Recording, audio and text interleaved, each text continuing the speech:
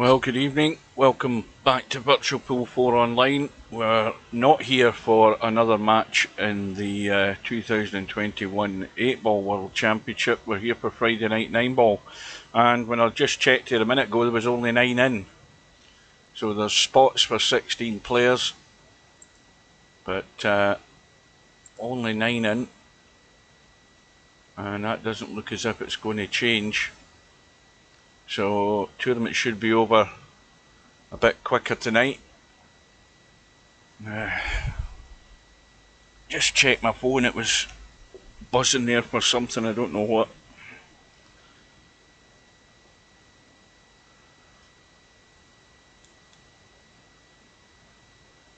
So about 3 minutes to go.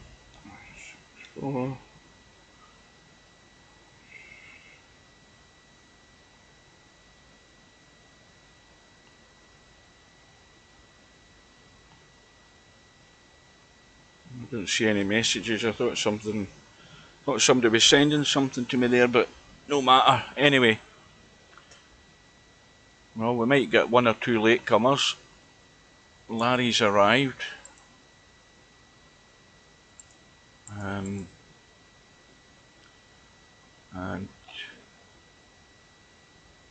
we've now got 11 in, so we've got five slots left.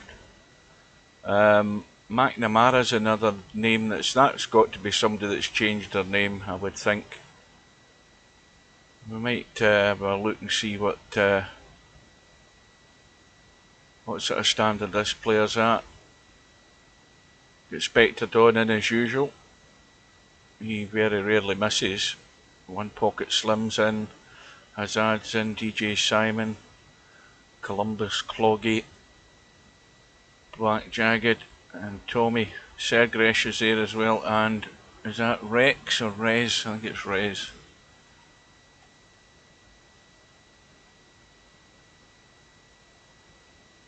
So we're streaming live on Twitch, Facebook and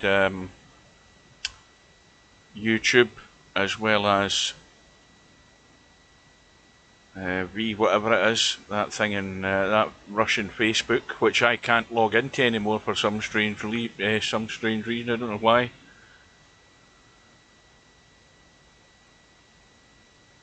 So we're about 2 minutes away. So we've had the update to VP4. We've got the white lines in the game. I noticed a few guys aren't happy. Well, I'm happy. And some are asking if they can have a choice to have white or black lines. I don't see a reason why not. But I'm missing the Moscone Cup because of this.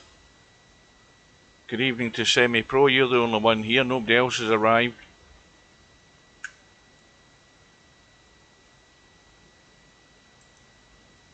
So we are almost at the top of the hour. We should be about good to go. Let's have a last look and see how many we've got now. Oh, we've got 14 in now by the look of it. At least it's saying that, sorry, 13 in. We've got 3 open seats according to that. Although I can't see who I think one was the one that signed up. I think Columbus was there. I don't see any other names.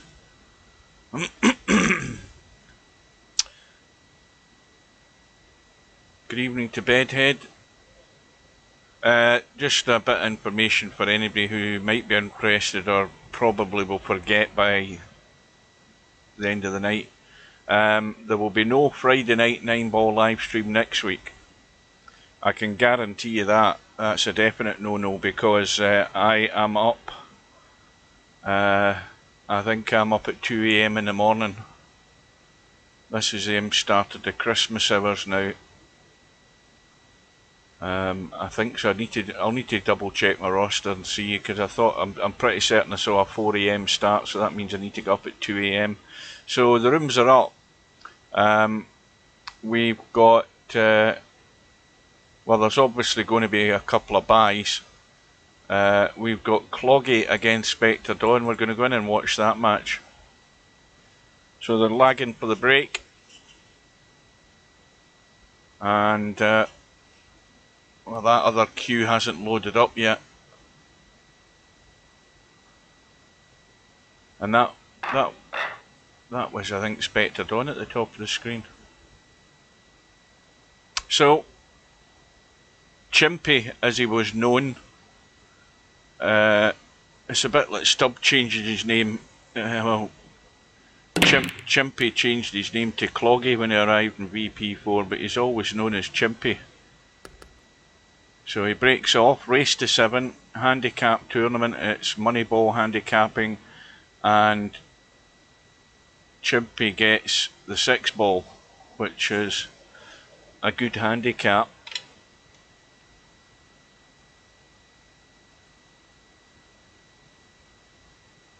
Well, we've had a couple of good matches in recent days in the 8 Ball World Championship. No better result than what Larry managed to pull out the bag last night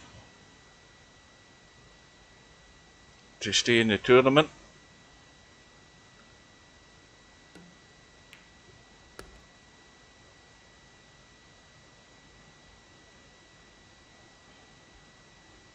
Now, the thing with this 4 ball is it's a bit straight. There is a slight angle. And the problem is if you try and stun this hard, you could stun straight across the table. He's got the draw in it. The stun draw, and that's perfect. Although he might be a bit straight though, is he? No, he's got a slight angle.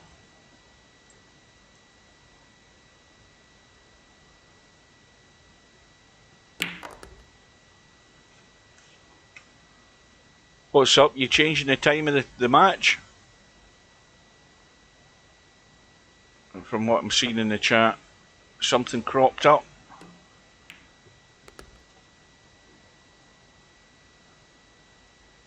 Well, this is now going to be a toughie. Oh, tell a lie, forgetting. I've forgotten straight away. I forgot that was his money ball.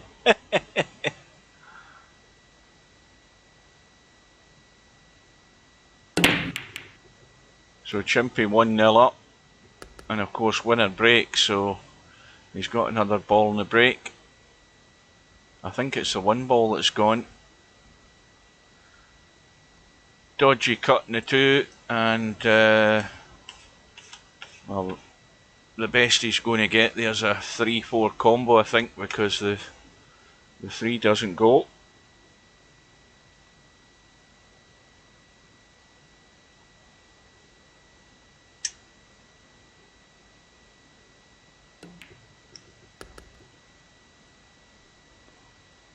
And now he's fallen inside, so that makes it even more difficult. He could just push through and just try and land in the 4, but I think the other thing is that the 7 ball in that would actually stop the kick from the bank from the side rail.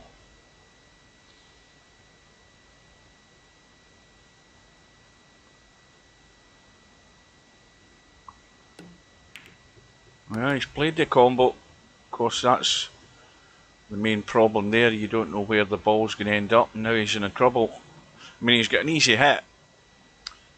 Thing is, if he tries to get this really thin, he could just brush the 3, and if he doesn't scratch, he might well just drop behind that 8 ball. He's got to be really delicate. Well, a bit more delicate than that. But would you believe it, he's fluked to 3 as well. Now, the big objective in this visit is, provided he gets on the 6, he has to find a way to get down to the bottom of the table and be able to drop behind that 8 ball. He doesn't need to disturb anything. He just needs to be able to pot the 7 in such a way that he can just drop below the 8 and play it up the table. And well, there again, I've done it again. That's twice in a row I forgot with the handicap. Oh dear, it's one of those nights. 6 ball again. And that's why I said it was a generous handicap, because although Old Chimpy does not get to play as much as he used to in years gone by. He's still good enough to get to a 6-ball.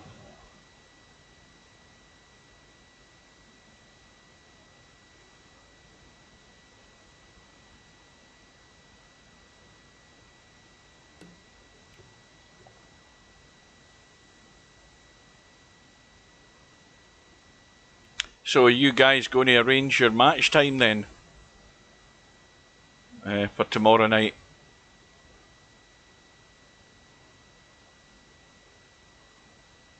Or change it to another day?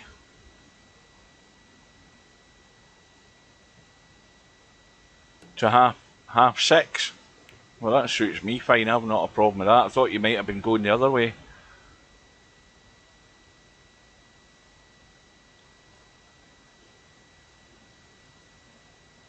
Well, there's 10 out of 10 for observation skills. Look what Stubbs written in the chat. In the room. There's white lines on the table now.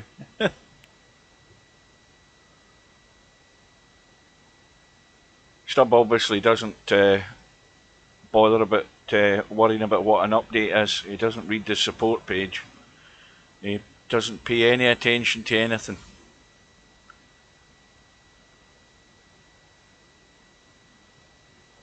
Well, I don't think Spectre Dawn has had a sniff yet. I don't think he's had a shot, has he? I don't recall seeing him at the table.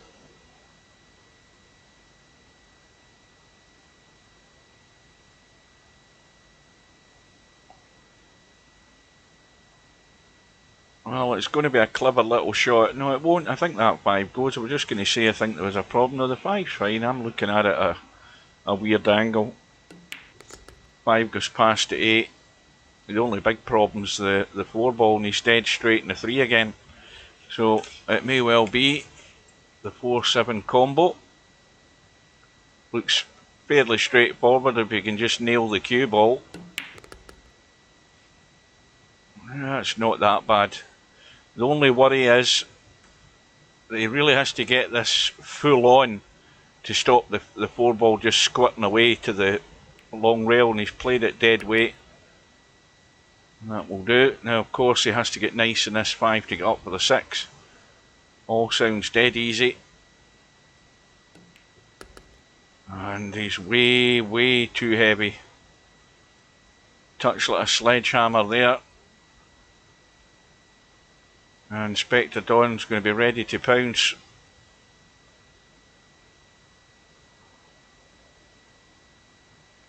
So the Moscone Cup's on. I had a great stream last night. I don't know the score because I never saw the final match finish. I had to go to bed. And the snooker's on tonight as well, the Scottish Open, which has actually been played in Wales for some strange reason.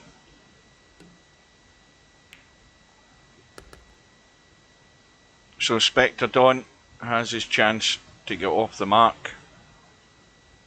Dead straight in the 6, I think. Or is he going to try and squeeze an angle? Oh, he should be okay.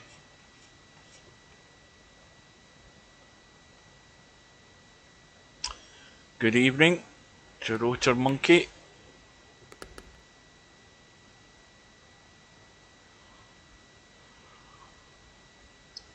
So Spectre Dawn with his first real opportunity gets on the board. Gets the break. And gets a ball. Now, has he got a shot? I don't think so. Let's have a quick look around. Well, he can cut it obviously into this corner here, but it's a toughie.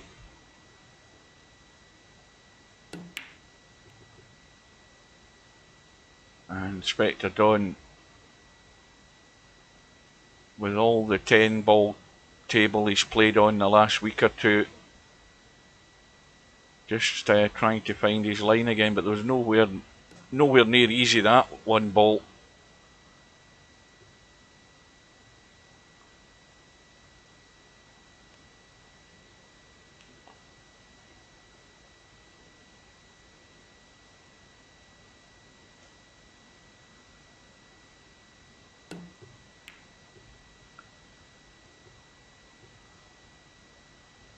Spectre Dawn gets the hit and gets it, well, I was going to say reasonably safe, but of course with the jump cues it's an easy hit.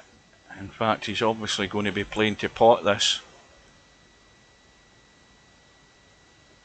So we've got the snooker, the Moscone Cup, and we've got the F1 on Sunday.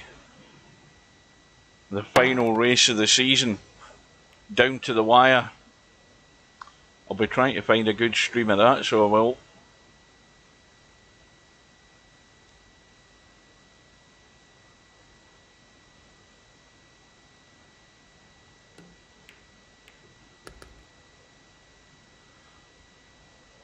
Now then, he's on the 2, and if he misses the traffic, he should be able to get onto that 3 ball, because it goes comfortably past the 7. He's just going a wee bit further than he would have liked, but he'll be okay. Doesn't need to worry too much about the cue ball, just needs to be able to see the 4.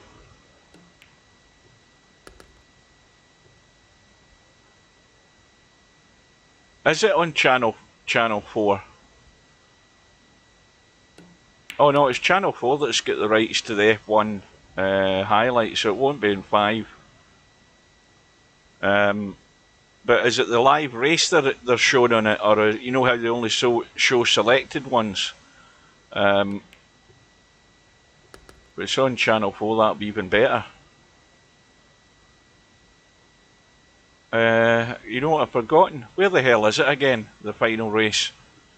To see what time zone it's in. Oh, is it a night-time race? Oh no, that's the cricket I was hearing about the other day. They're having I think the 5th test is a day-night test in the Ashes. I'm getting confused with all the sport that's on just now. So in the meantime, Spectre Dawn squares the match.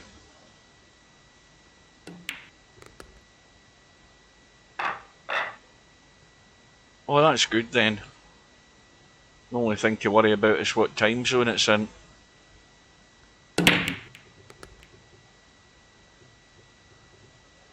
Another ball in the break, but no shot in the 1 unless he wants to jump the 7 and play the cut.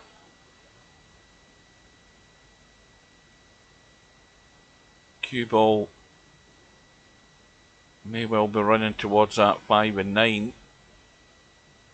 5 goes obviously from the other side. You know, he's missed the 1.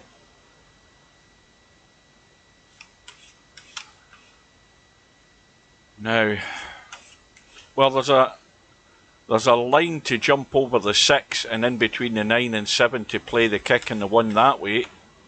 He's trying to spin around the 5, but you've got to play it softer than that.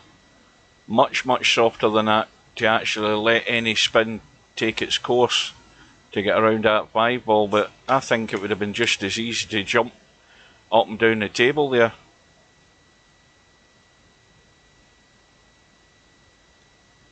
So Spectre Dawn, ball in hand, draws into the 2. Just as well he drew hard enough, he could have just pushed that dead on the rail. But 3 ball over the top corner pocket, no problem there. It's just getting down for the 5 and then go back up the table again. Last 3 balls are all up that end.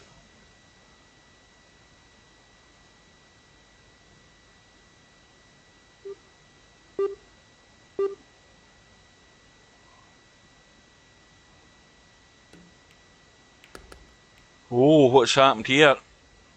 Well, now then. It's a bit awkward now. Is he going to play it into the corner? Yes, he is. And yes, he's got it.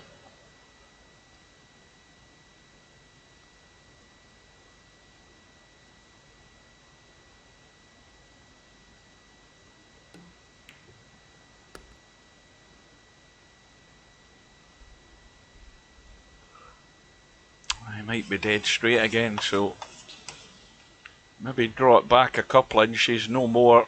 just so he can drop the 7 in and drop through for the 8. And that'll be fine. So Spectre Dawn 2-0 down at the start, and he's warmed up and he's going into the lead. But of course it's a dangerous handicap. Chimpy very easily can get quick racks having that 6-ball money ball. But he can't do that if he's not at the table.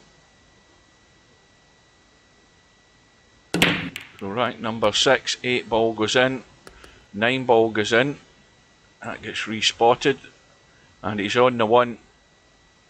Well, he's out, isn't he? Where's this going to go wrong?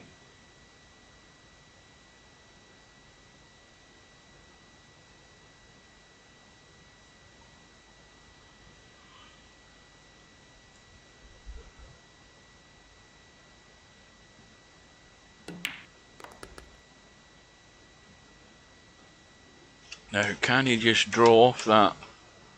Or does he want to squirt around the corner and he's going in behind and around the angles?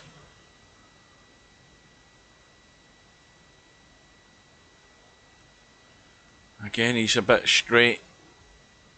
Again, he could just draw back, or he could still spin around. He's leaving it awkward. He certainly likes to leave himself problems to deal with.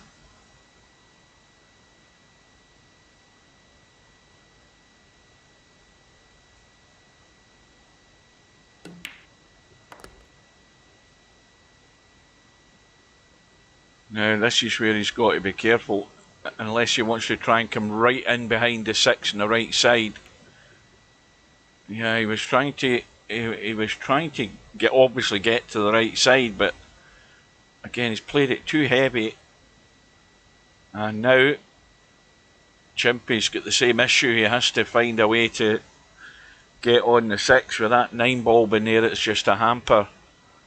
It just hinders you and what's available for you. Well, it's a narrow cut into the side, but this to square the match, not a problem.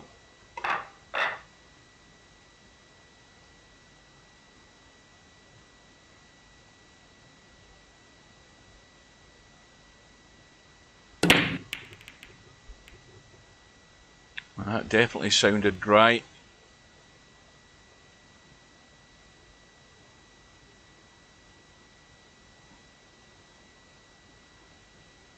Well, this shot that Spectre Dawn's got here, he has to again avoid traffic. He's checked the cue ball, trying to run into that gap. He's again just overhit it a little too much, because that's now entirely the wrong angle on the 2. And he's got loads of right hand side, and he doesn't want to run into the 7, because if he runs into the 7 he's leaving the world famous bedhead cut.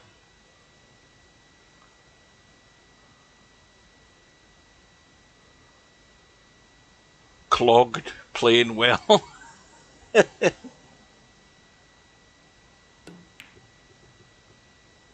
And Spectre Dawn has gone to the well once too many, and this is a gift of a chance for Chimpy. Over to the right side, as long as he can see the 5 and he's not dead straight on it. Oh dear. Mind you, is that the 4? I thought that was the 8. The 8's down the bottom here. I'm forgetting. Well, that'll do.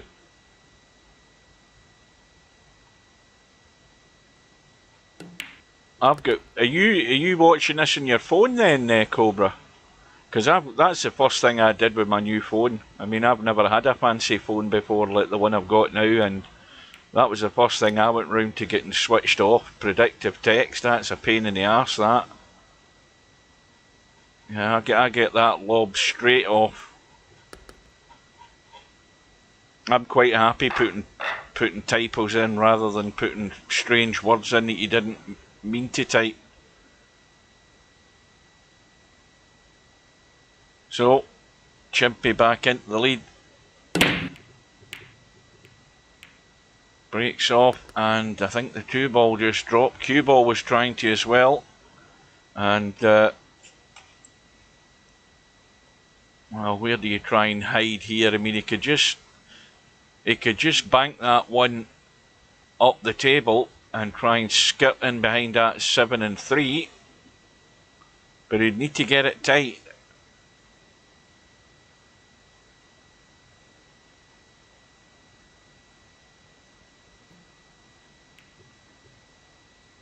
Yeah, he had to go the 2 rails to get in behind him there rather than the one and running into them. But I think let's have a look from this side. No, if it's going to bank, it's going to have to be made. And then of course the 3 ball doesn't go anywhere, so he's just looking to try and keep things safe. The right thing to do. And another chance here for Chimpy to chip the 1 and again try and go over behind the 3 and the 7. Just needs to control the spin though. It's a touchy shot, this. Yeah, he got it too thick. No prizes for guessing what Spectre Don's going to be doing. I think he's lining up to push this onto the 5. Again, he has to get it sort of dead weightish to keep the 1 there, and he's played it well. Now, what's he planning on doing here? The big draw up the table and hit and hope. Well, he's got the draw, but not exactly a lot of weight. But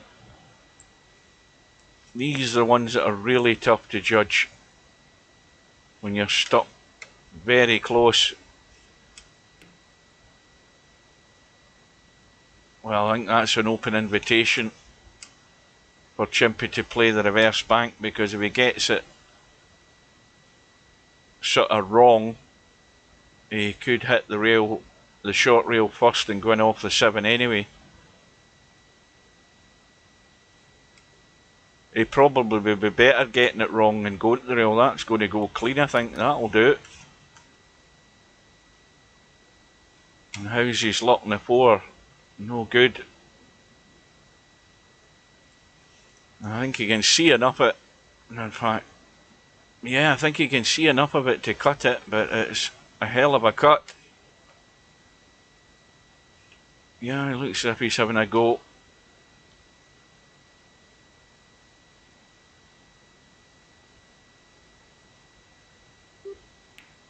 That's well played. How's his luck in the 6 though?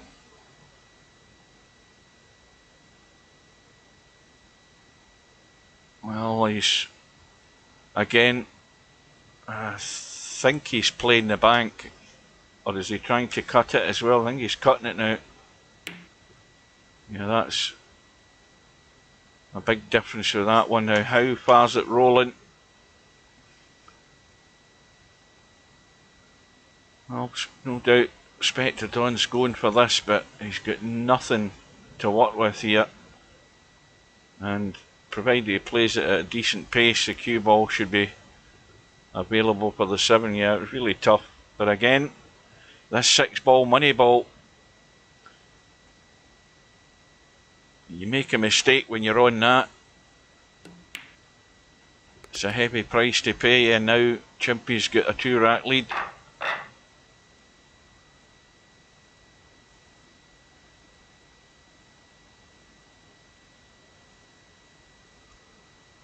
So into rack number 9.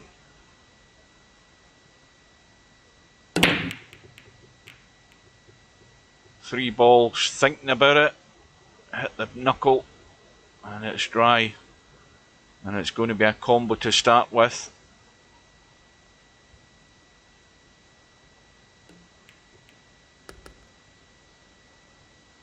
Oh, he's going to have to play a good one here off this 1 ball.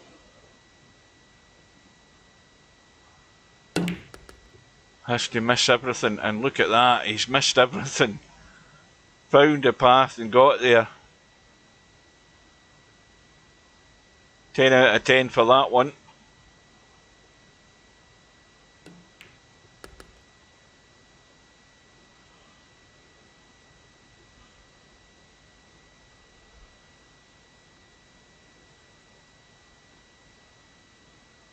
You might be just trying to hold. I try to hold for the same pocket, because that way it's dead simple just to be on the 6.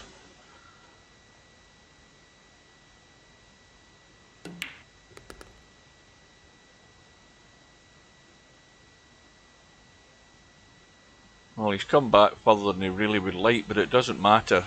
I mean, anywhere he's going to see the 7 ball, and then that little angle he's got just brings the cue ball back across for the 8. And he wants, again, a simple enough angle in the 8 just to drop straight behind the 9. But even if he has to run the cue ball, he's pretty much odds on to be on the 9. As long as you don't stick the cue ball in a rail, that's what makes your life difficult. And it also narrows down your choices available to you, what you can do with the cue ball.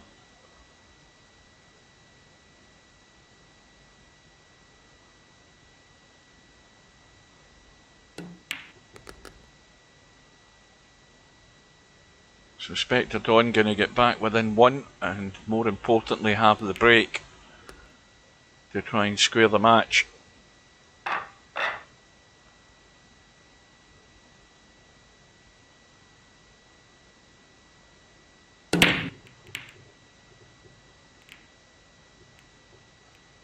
This looks dry as well, and I think that there might be enough of that 1 ball showing. Yes, there is. Well, you normally would want to sort of stun across to try and get on this too, but you know, the 9 ball can really get in the way. You've got to drop down low if you're going to that left side as we look, because the angle takes you there. Well, that was again, the pace he played it at was never really going to get there, and the only thing that killed the pace was running into the 5. But I think he's dead in the water as far as the 2 ball.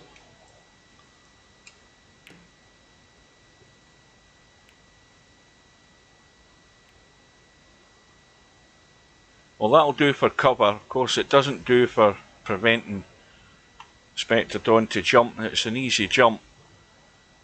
The question is, though, is what sort of pace is he going to play this at? Because he wants to, if he can, keep that cue ball up there and send the 2 away. I think that looks okay. I mean, that's not going anywhere, the 2 ball. Now try to tuck in behind the 4. See if he can get his pace a wee bit better. Again, he's struggling to control the pace in that. And now he's given Spectre Dawn a free go. And there's a result through already. 1 pocket slim. Goes through against Rez.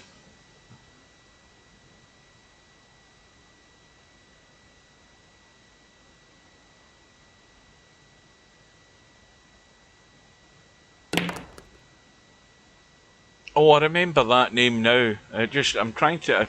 I thought I recognised the name. Rez, I think. Rez was the guy that wasn't happy with my comments on the stream. That's the guy. Yeah, he wasn't. He didn't like what I was saying about him.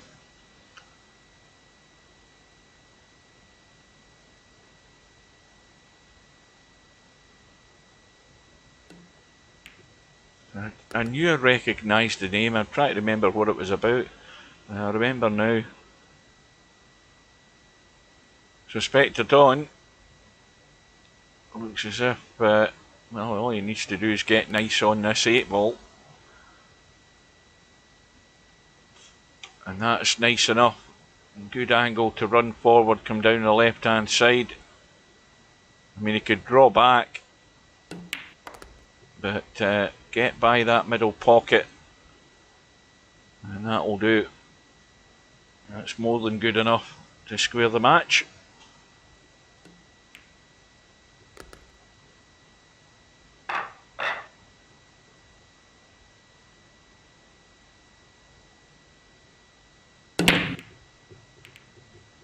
7 ball on the side, 1 ball on the left side, 2 ball is on.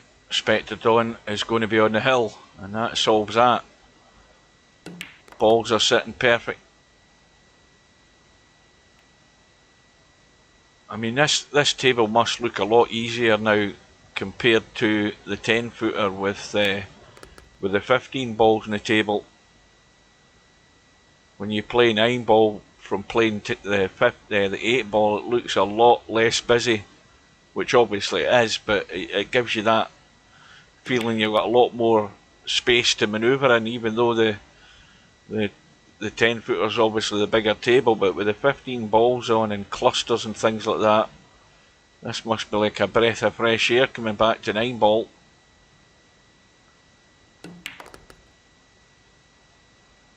Spectre Dawn going to be 1 away.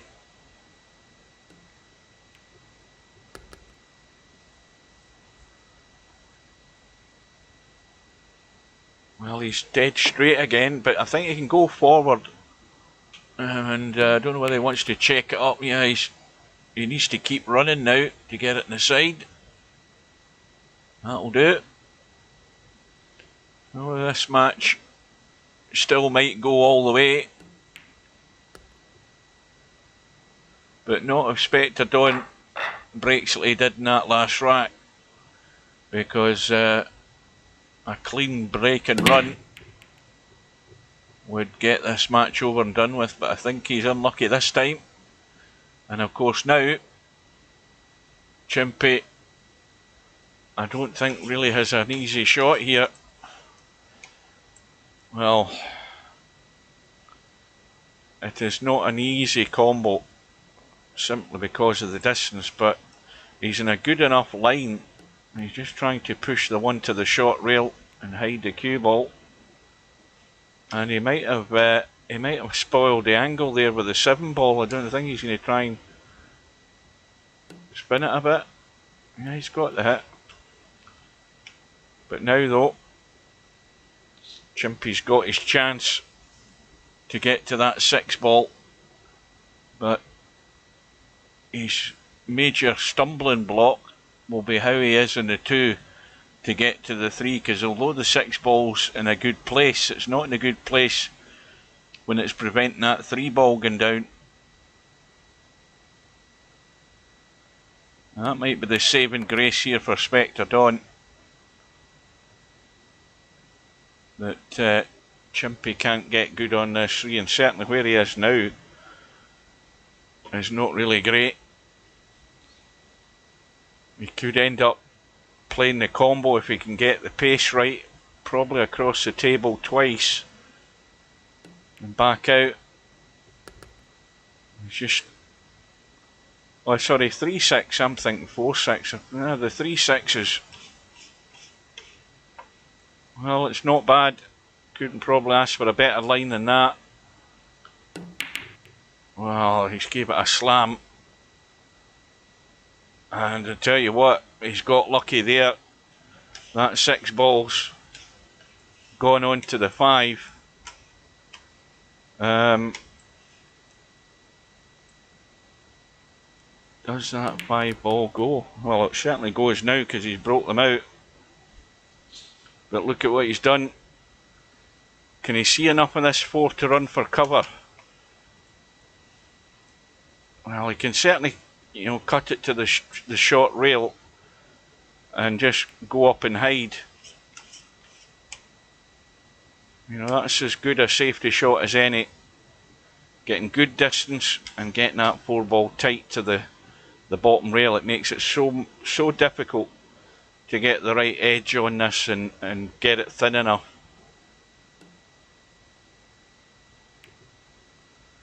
But that's no good. But that's what happens when you get a good safety. It's so difficult to get the right touch on that hit. And that's given Spectre Dawn a chance here. He's going to have to work the cue ball a bit to get back for this 5. He's dead straight. And he's just got to watch he doesn't overcook it and hook himself. Well, the 9's got in, that solves that problem. Game over. That's the way to finish. Spectre Dawn goes through. Chimpy won't be happy with that. Expected on through 7 racks to 5. There's another result through. McNamara has beaten Columbus by 7 racks to 5. And the earlier match there was Slim going through against Rez. So let's have a quick look at the bracket. And still got first round matches going on. We've got Black Jagger against Wanwa. Wanwa's on the hill, 6-4 up. DJ Simon 6-5 up against Tommy. Let's go in and watch that. I'll see the end of it. Well, we're going to go hill here. Unless I've jinxed Tommy. It's a scratch match. Tommy to break.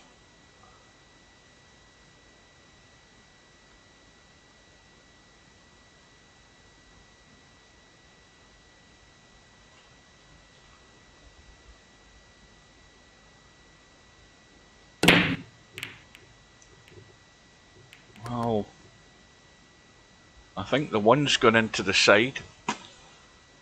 But this 2 will cut between the 7 and the 3. Got to go for it.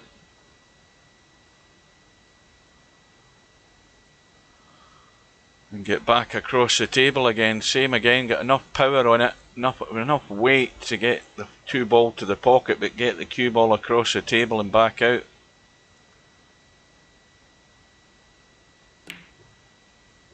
I think he's trying to cheat the pocket too much there with that line. But he's pretty much got away with it. Simons went all out for the cut. But I don't think he's got lucky.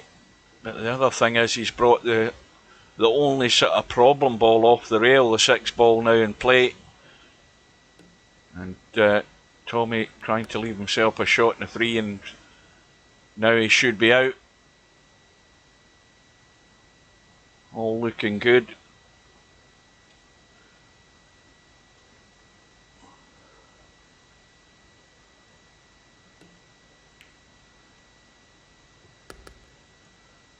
Well, this is a control shot as well. Dead straight in the 4. So,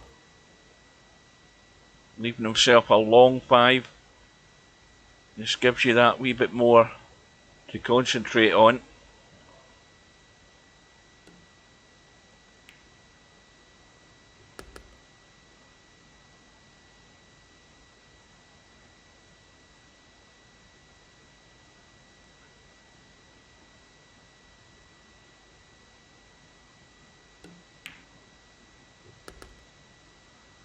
Well, is he the wrong side of the 7? Let's have a quick look around. You can do it with English, no problem.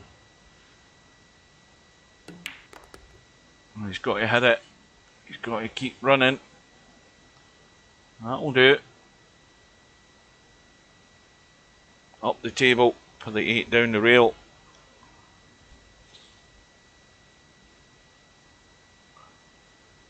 Yeah, that because Abu Dhabi's about 5 or 6 hours in front of us.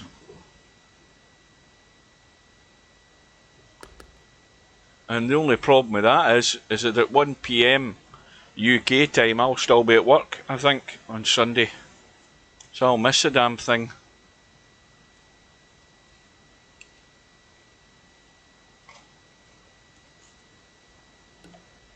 So Tommy goes through. Final rack decider. DJ Simon gets another go in that 1 lost side. So now let's just do this update thing. Well, Larry's one of the players that's got a bye, so he's waiting for the winner of the Black Jagged Wanwa match. I think that's going to go hill as well. I think it might have just finished, as a matter of fact. This room doesn't exist anymore, I don't think. Oh no, there we go.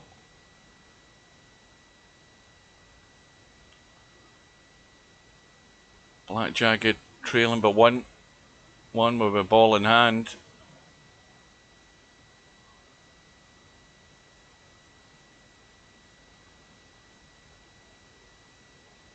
And well,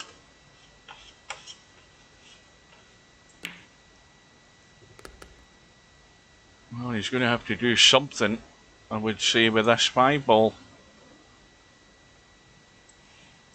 I mean, let's be honest, if you were sat there, you could probably get to the potting angle. It's very tight to drop it into the side, but you know, you're going to have to play a really good shot, and it's touch and go whether you can get a proper legal hit. Well, he's tried to billiard off the 3 onto the 9, and now, having done that, he's not only left a cut in the 3, but he's broke the 5 out anyway. So Black Jagged has hung the 3, and that was his chance, come and gone as quick as that.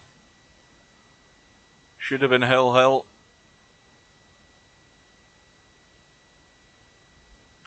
Mind you, Black Jagged's getting a 5-ball, just realised.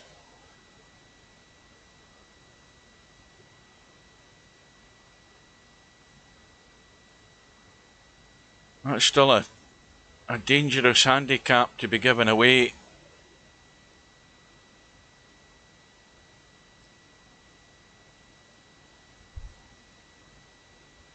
And this is about the touch again, unless he wants to leave the long 5-ball or draw back into the table for the 5 into the same pocket.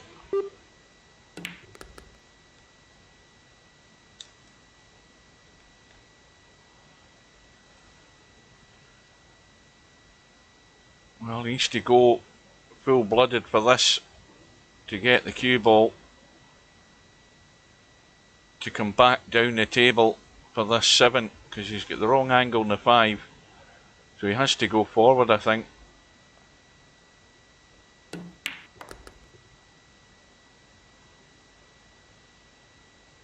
And it looks like the 8-ball down into this bottom left-hand corner pocket from the angle. He wants to make sure he's got a bit of spin on this. He doesn't want to run across to the 8-ball. He wants to run into the gap. So he needs to make sure it doesn't come across square. And that'll do it.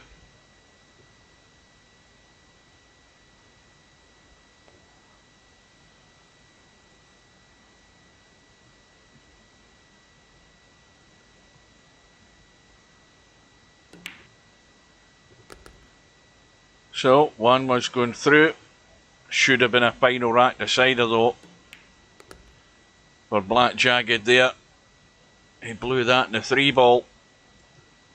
So, I think that's should be all the first round matches all over. We've got Hazard playing McNamara. Hazard's 2-0 up. Slim is looking comfortable against Sergeresh, 6 racks to 1 up.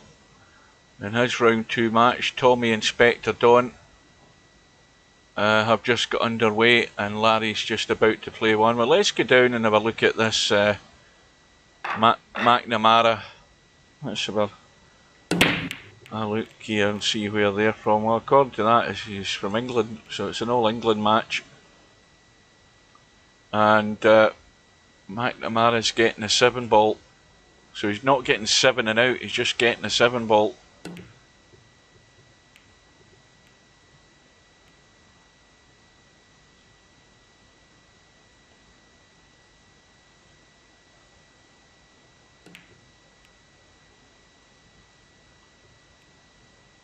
And the opportunity for the easy lock-up safety as that pulls it off.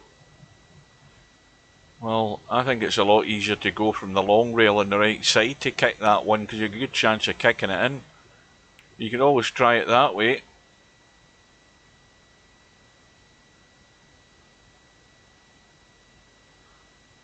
Well, it's a good hit and it's pretty much safe. That it's not easy down the rail. Is it going to hold enough? Yes, it is. That's a good shot. Now, what about the 2-ball? Well, he's got half a pocket. Maybe 2/3. Well, he's hit it into the 8. Can't believe he played the combo there, because there's plenty of room to get the 2-ball past the 8.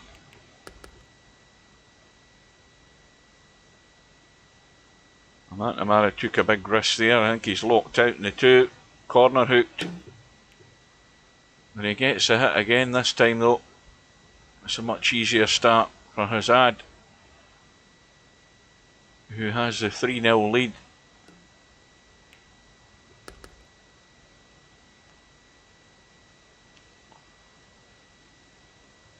So it looks from the score at the moment that McNamara's not been getting many chances to get near that 7 ball. And whatever chances he has had at the table, he hasn't been getting there. So it's a problem maybe stringing balls together and finding good shape and control of the cue ball. Well, Hazard just needs to make sure again he gets high up the table. Didn't want to underhit this. And the simple shot here, pot the 6, just get back over it and close to the left rail. You don't have to do any other work with the cue ball, just get yourself in a line. And a nice angle in the 7 where he can go through. In actual fact, he could draw back. He needs to be careful with that angle though. And I think he's overhit this, has he? Needs to bounce. Oh, a little testy one. This is a sort of 8 ball that Sergeresh missed to beat Stubb pretty much. Or to certainly put himself on the hill. Slim goes through comfortably, 7 racks to 1 against Sergeresh.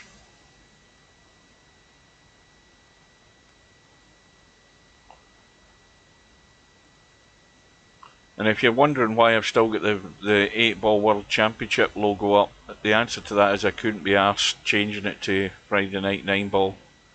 Simple as that. Well, the push out played. Now that 1 and 5 might entice Hazard to have a go at the combo. It looks a reasonable line and he's got enough room on the 1 to make it.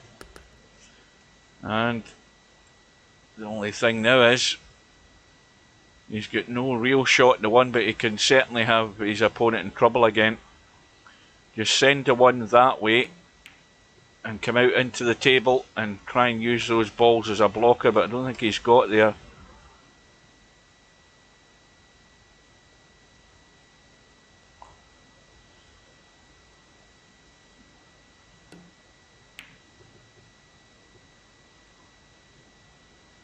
This might end up good.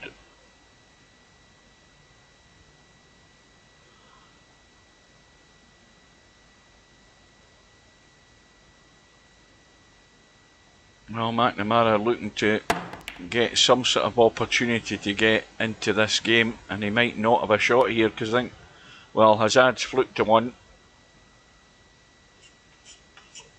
which I'm sure McNamara's relieved at because he would have been hooked.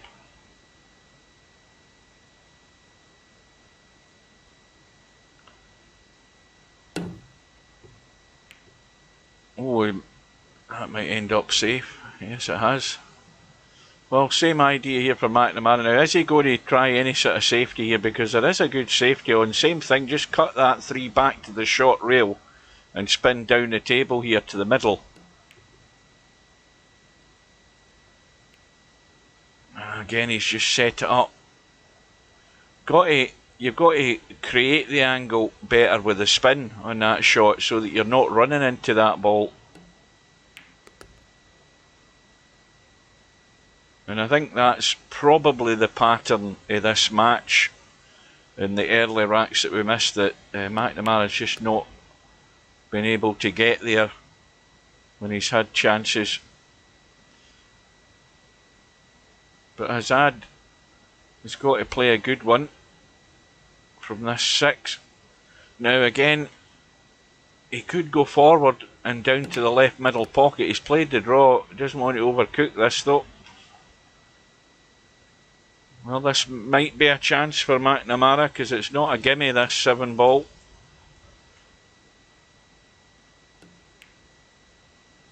And he's just caught the point, and McNamara just needs to roll the 7 in and he's off the mark.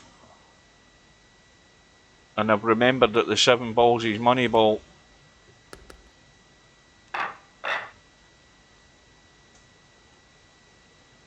Well, at least it's got rid of the whitewash, which I'm sure he's relieved about.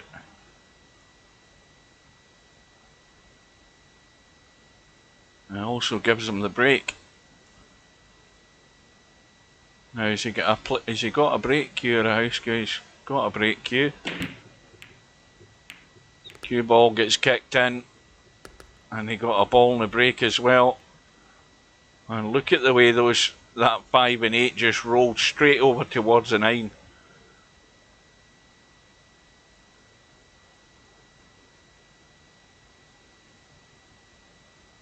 Now, one thing's for certain, Hazard ain't running out in this rack unless he gets a big solid hit on those balls to get that 5 and 8 and kick the 9 into play.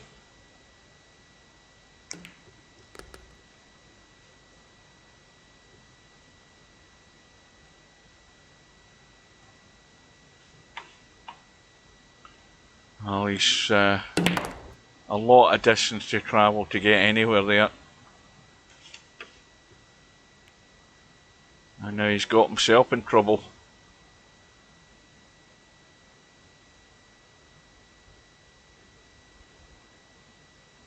Well, he certainly didn't want to hit this hard to bring things out.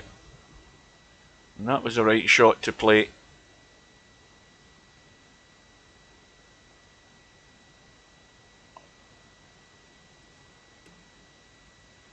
Now, did that 5 get to the rail?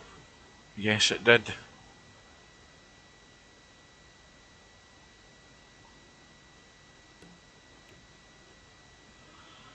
Well, another chance.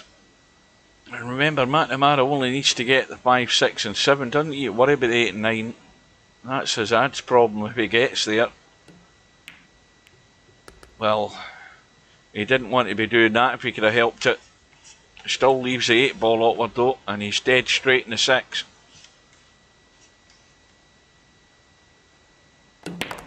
I think he's got a break cue, but he's playing with a house cue. Seems a bit strange.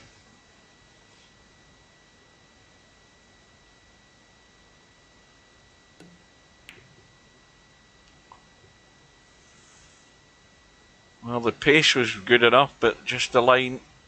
And now Hazard, does he try and just get up onto that rail? Trying to get there sort of dead weight, given every chance, and that's not bad. Now he's just got to keep it flush. Quick look. Oh, it's a couple of millimetres away.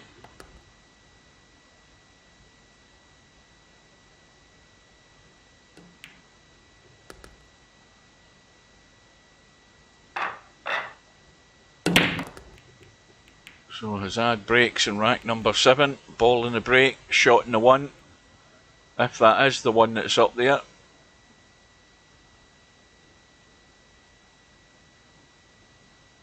But the 3 is awkward to get on, because it's hindered by the 5 and 8. But I think the pace is good in this. Is he going to run far enough? Maybe not. That's just not enough.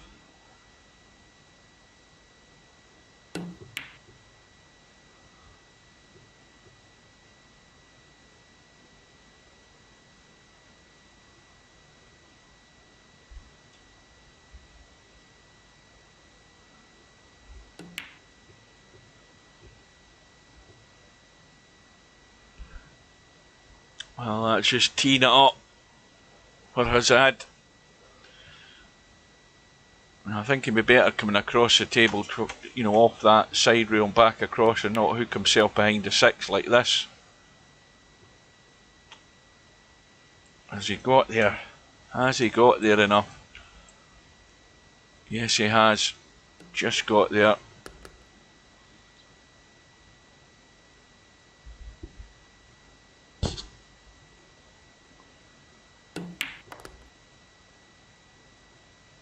Well, Hazard didn't get into that enough. He's now having to cut the 6.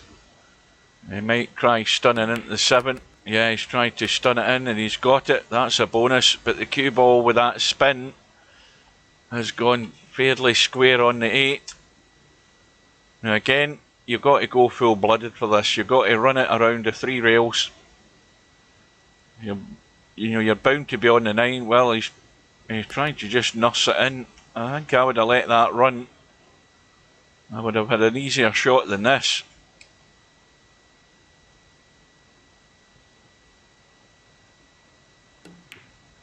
And he's overdone it. He's overcooked it. Now where's the 9 finishing? Well, that's the type of shot McNamara wants to get his second rack. And I think Hazard should have just... I mean, the pot, you play the pot.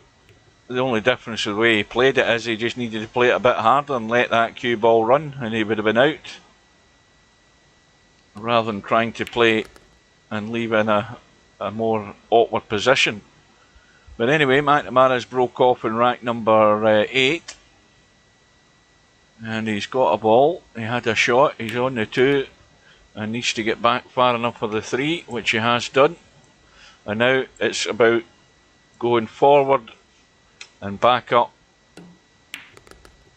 Well, he's letting the cue ball drift there. He needed a bit of inside right there. And he's got a cut, but the cue ball's running away. Now how's his luck? Because that's what he needs.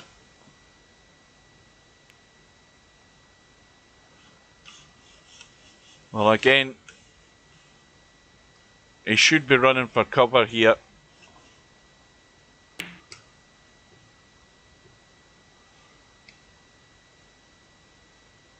Well, that's not bad. I don't think Hazard can refuse the bank though.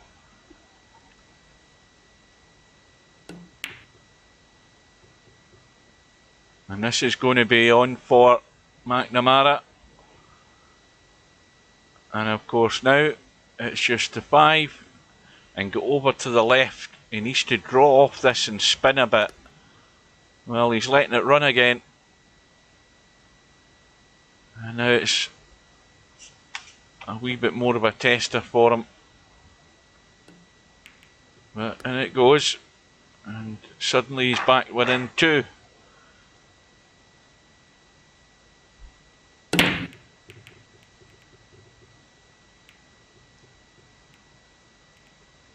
No joy this time, and no shot for Hazard. 1 ball's locked away safely behind the 3.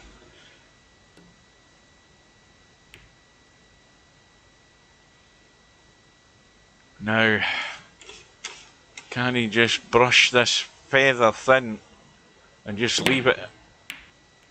Well, I think he was hoping for some sort of fluke with a 7, but he could have just brushed that and ran beyond those balls and tried to leave the 1 ball right in the middle of them and put Hazard in trouble there.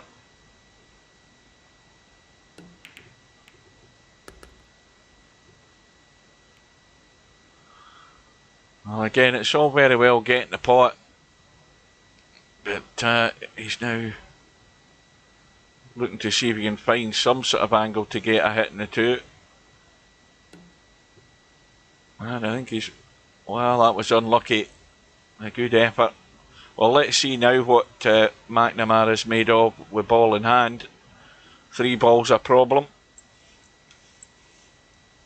Because the 3 ball doesn't go past the 8. He's just trying to get behind it, push it up the table, and he's got a good angle to drop onto the 4 as well. He needs to take his time here. All the balls available.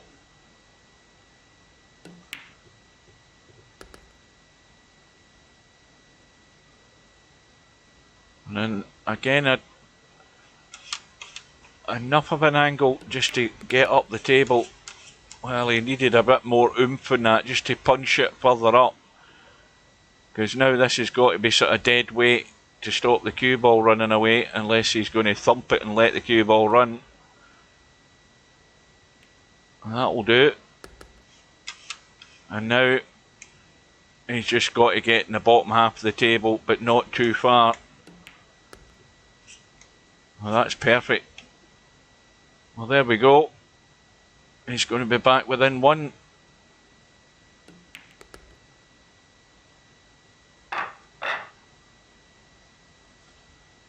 Well, he was good enough to find his way out. And he's also got a 2-ball. Well, the 7's gone. Something else is gone. The 2's gone. No, I thought a couple of balls. Aye, just the 2. The 2's gone and the 5 have gone. And a dodgy one to start off with here. But again, he's having a bang to try and get lucky in the 7. Which is never really a wise move, because all it's doing is, you know, if it doesn't go in, which 9 times out of 10 it isn't going to go in, it's just giving Hazard a free go.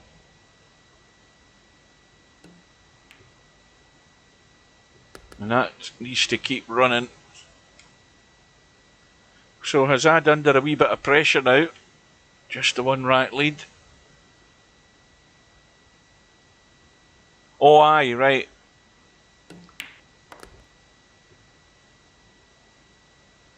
I thought I heard something else go down.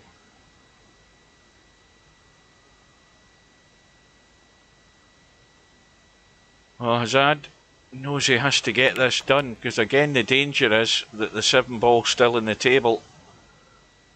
And he's got to punch this in to get the cue ball here for the 7. Can he go half measures? And he's got it, got the spin working. Now, I think it might just be dead weight to leave a long 8-ball to the top left-hand corner, because the angle takes it in that line anyway with the cue ball. So you just get it as straight as you can to just kill this stone dead. Is he running through for the 8 in the side? The 9 in this? No, he isn't. He's going to kill it. He's got. See, that's where he's got the draw in it there. He needed to play the stun draw. Now he's cutting it back. But in it goes. He went for the... Hazard went for the draw, you know, put too much bottom in the cue ball there. Any other day he might have got a bit more than that, and then he would have a much tougher shot. But now he's won away, and he's come up dry again.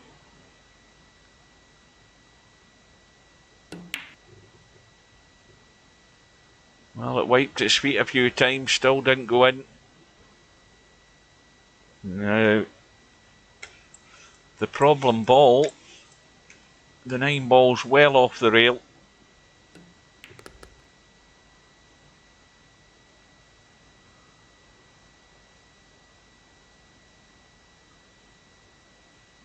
Again, the cue ball just wants to run away when you're potting this 2, so he's trying to just nurse it in. Content to leave the long 3, but I think the line in this 3-ball he's got to be careful with. He's going to be running fairly close to the 4, I think. No, he's fine.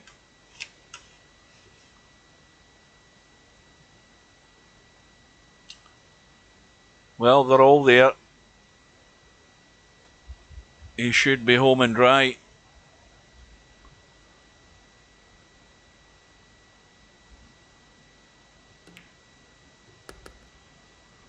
But now he's gone to no man's land. I mean, the 5 cuts. He's got to just dig down so that he's still coming back this side of the 6 rather than going near it. And would you believe it, he's scratched. And that's what always happens when you run cue balls. You don't get that tight control. You start running them. They can always find a pocket, and McNamara's gifted this rack to get back to within 1. Could go all the way yet, folks. Stranger things have happened. And DJ Simon has beaten Chimpy by forfeit. I don't know why. And meanwhile, McNamara's broke off. And what's that? The 3-ball and the 5-ball have gone. The 4-ball's hanging over the bottom right hand corner. He's played the 1 in off the 8. He's dead straight in the 2. And he doesn't want to hook himself in the 4.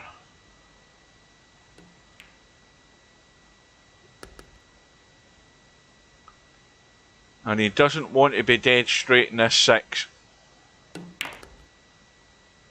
Well, that's a bit more than he wanted. In fact, he's got himself in trouble. Certainly didn't want to be straight in the 6, but he's gone too heavy. And now his chance might have gone.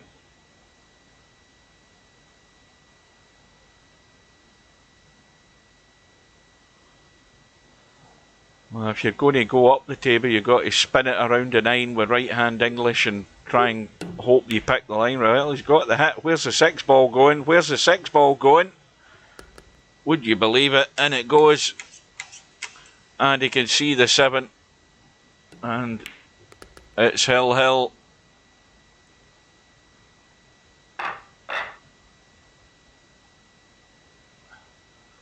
I was 3-1 up and he rage quit.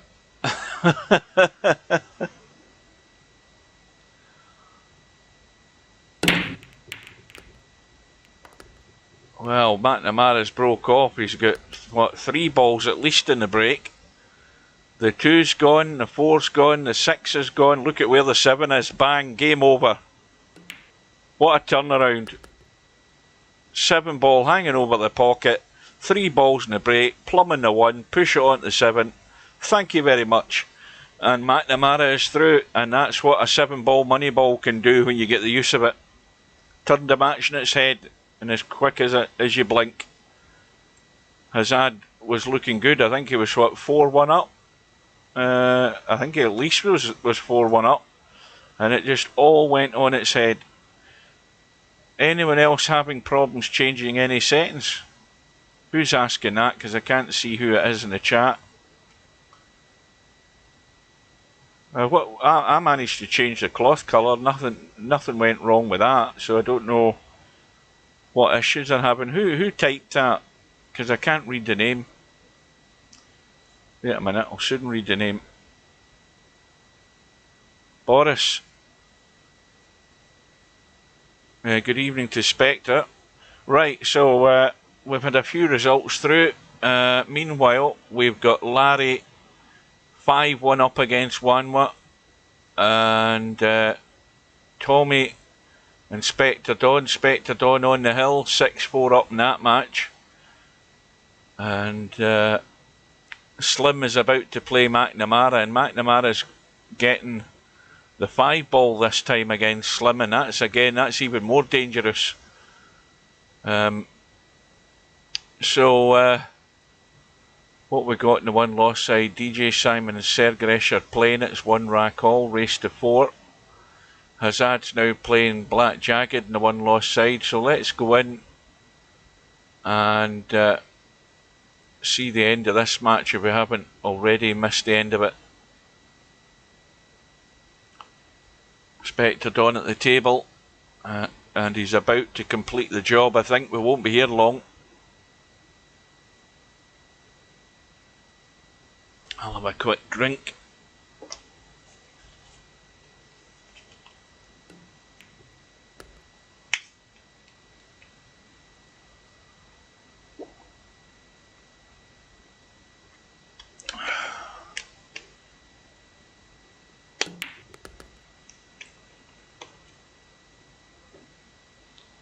Well, Spectre Dawn's marching his way through to the final again by the looks of it. So Tommy moves across the 1 loss side.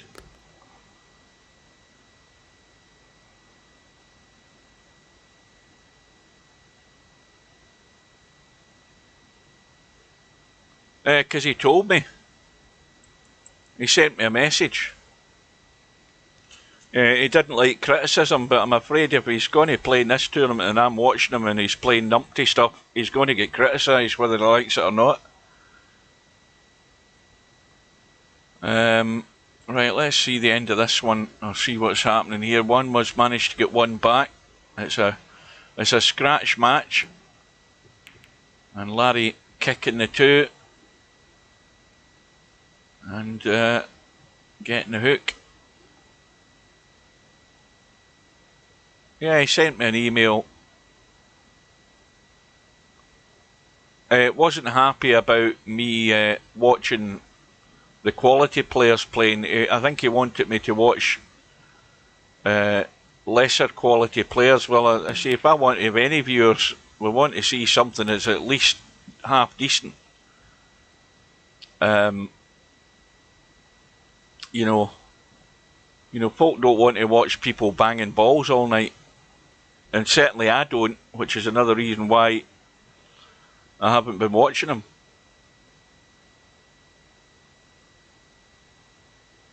Well, one was, I don't know whether you can see enough of this. No, you can't. And that's just the big sellout right there. Larry will cut this back across the table, back onto the rail and back out for the 5, I would assume.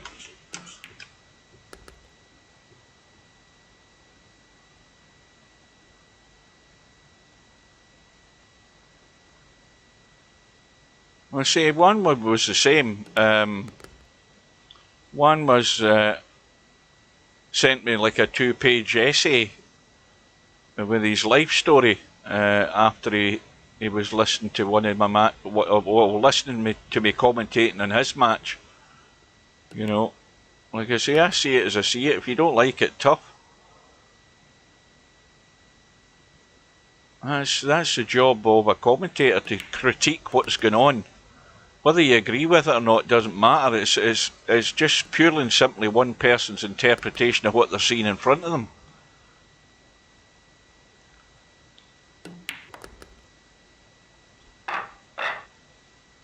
So Larry now on the hill.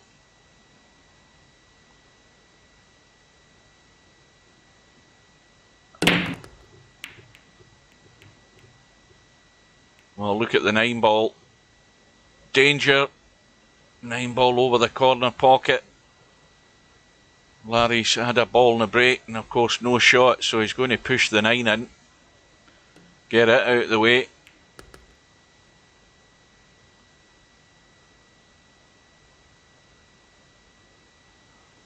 Now what's one was choice here? Well, that one will squeeze past the 4. It's tight, it has to be aimed to the jaw, but it will go. But of course the other thing is Larry's not too worried because the 2 balls nailed to the side rail there.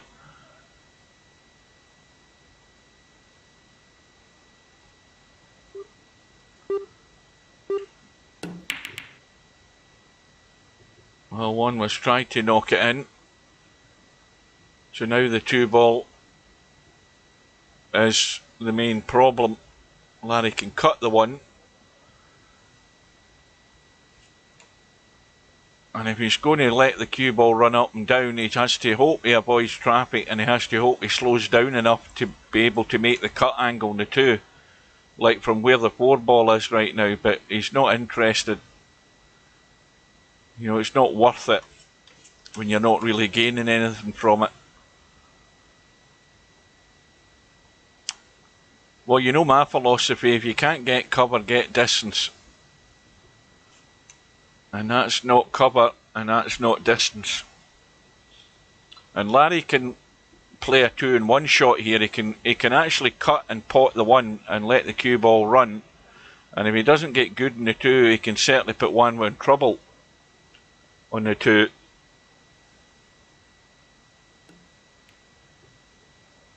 Yeah, you see, he's gone full-blooded. And that's what I spoke about earlier. If you're going to get to this 2, you have to be in that position to be able to make the pot angle. But now he's going to have to work the cue ball big time to get this side of the 3. Lots of action here with this shot.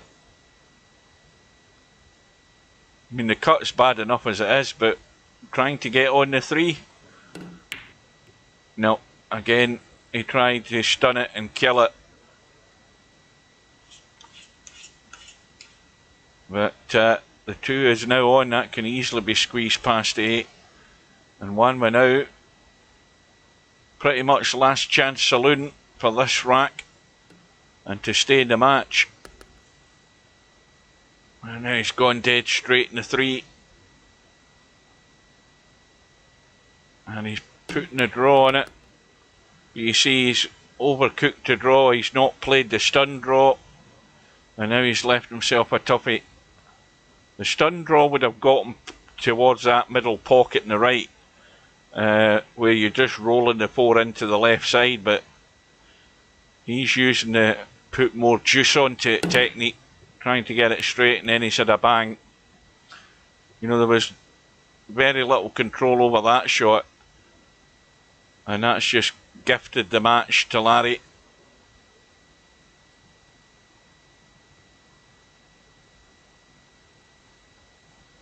You know, some people are under the impression that the harder you hit a ball, the more likely it is to go in.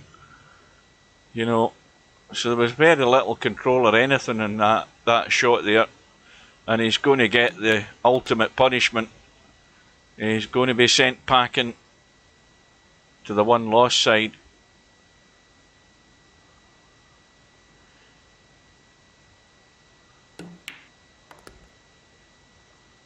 There's a controlled draw shot.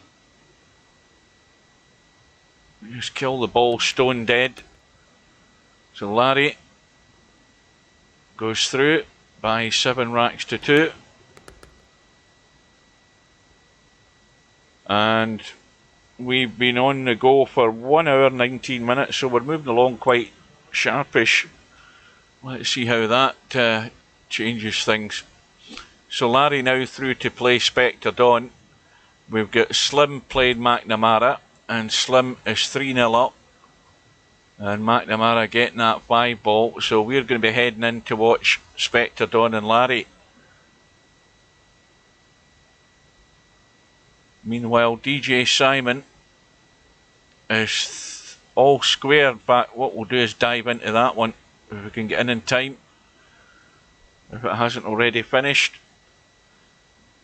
We're Hill on this 1 loss side match. It's a scratch match with DJ Simon and Sergeresh.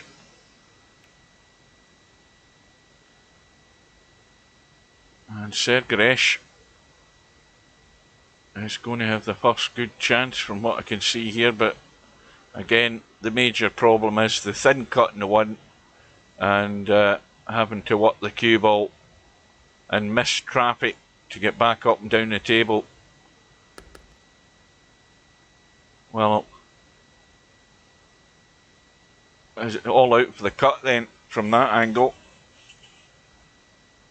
I mean, it is off the rail, but you know the cue ball's just got to run, and you're just hoping you can see the 4. And well, he's got lucky, ran into the 9, then the 9 bounces and kicks the cue ball again back into play. That's the sort of little bit of running you need. But is Sergeresh going to hold his nerve? Still having nightmares about that 8 ball in the 8 ball World Championship, the match against Stubb.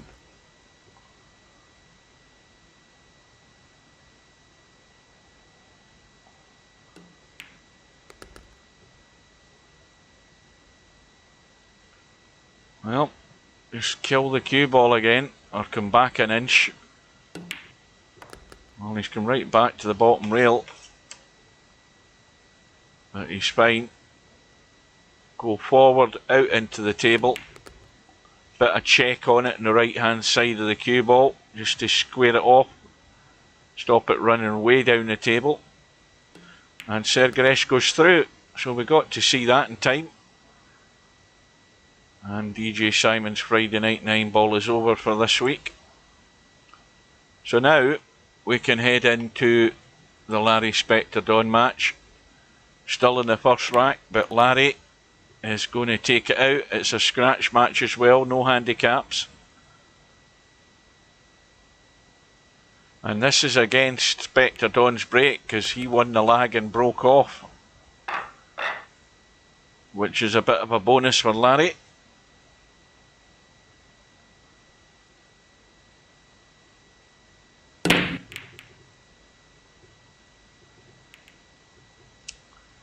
Good evening to Potman. Late to the party again. So the news is, if anybody's a latecomer, unless anything has changed, there was one match left on the bracket for the 2021 8-Ball World Championships, and that was tomorrow at 7:30 between Bedhead and Semi-Pro. But from the chat earlier on, Bedhead, I think, needs to bring it an hour forward for whatever reason, and I think they're trying to contact Steve to get that changed. So instead of 7:30, it may well be 6:30 tomorrow night.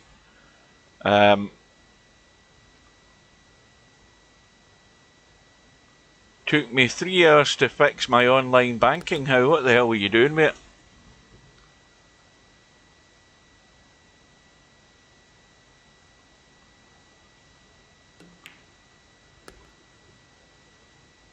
You can write all you want, Simon. It'll go into the pending drawer, and then I'll sling it in the bin.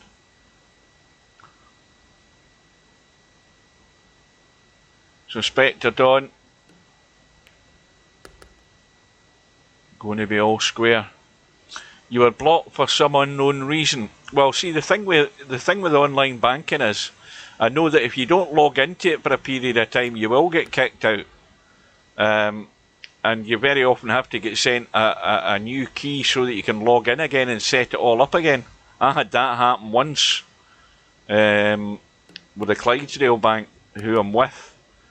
When I first started using it, I didn't think you had to keep logging in every so often, but you know, after a period of time, you'll get kicked out automatically, and you have to go through the process again. You have to phone the helpline, and they send you out a passcode and all of that crap. And Black Jagged has beaten Hazard on the one-loss side, 4 racks to 1. There's another match flowing through. Tommy has taken out Rez by 4 racks to 0. And meanwhile, Larry trying to jump out, in the 1 ball. Now, is there enough of that one showing just to catch an edge of it? Yes, there is. Just to cut it in.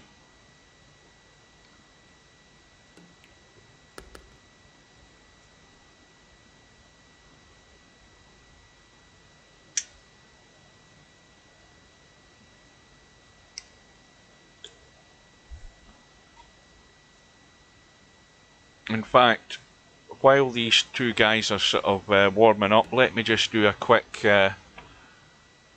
check here. Hang on a minute. Let's do a search. 2021. Hit go.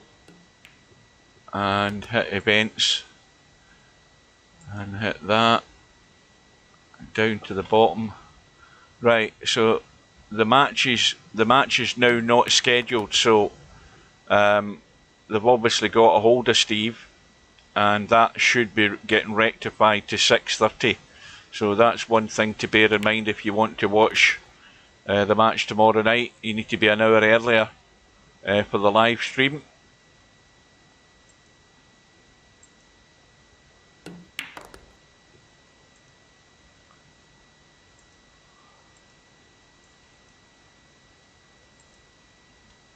So Spectre Dawn now, warming up again.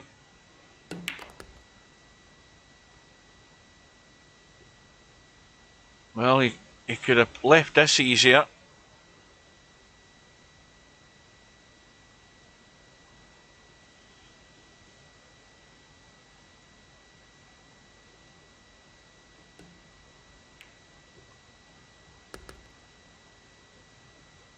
But he hasn't been missing much of late. Now got himself in the lead where he wants to be.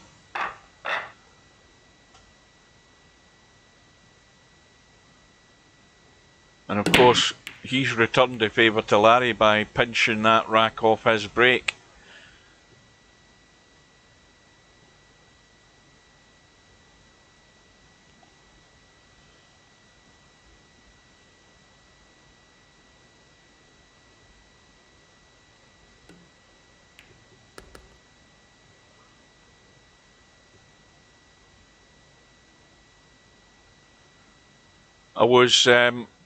I've got a trip started on Eurotruck in my bus, and I'm driving, like, I think it was like 5,000 miles across South America going to Chile. And I started it yesterday, but I streamed some of it this afternoon. And I had the chat up on the screen in the top left-hand corner below the mirror in the truck, or in the bus, sorry, my left mirror. And I was too busy looking at the road and looking at my mirrors that I didn't notice somebody typed something in the chat. Probably the one and only person that came onto the stream all afternoon, and it was IQ2. It was Dwight, and as I looked at it, I was reading the chat. Next thing I knew, head-on collision, big damage to the bus. So he's taking the blame for that. Oh dear, I've still got 3,000 miles to go.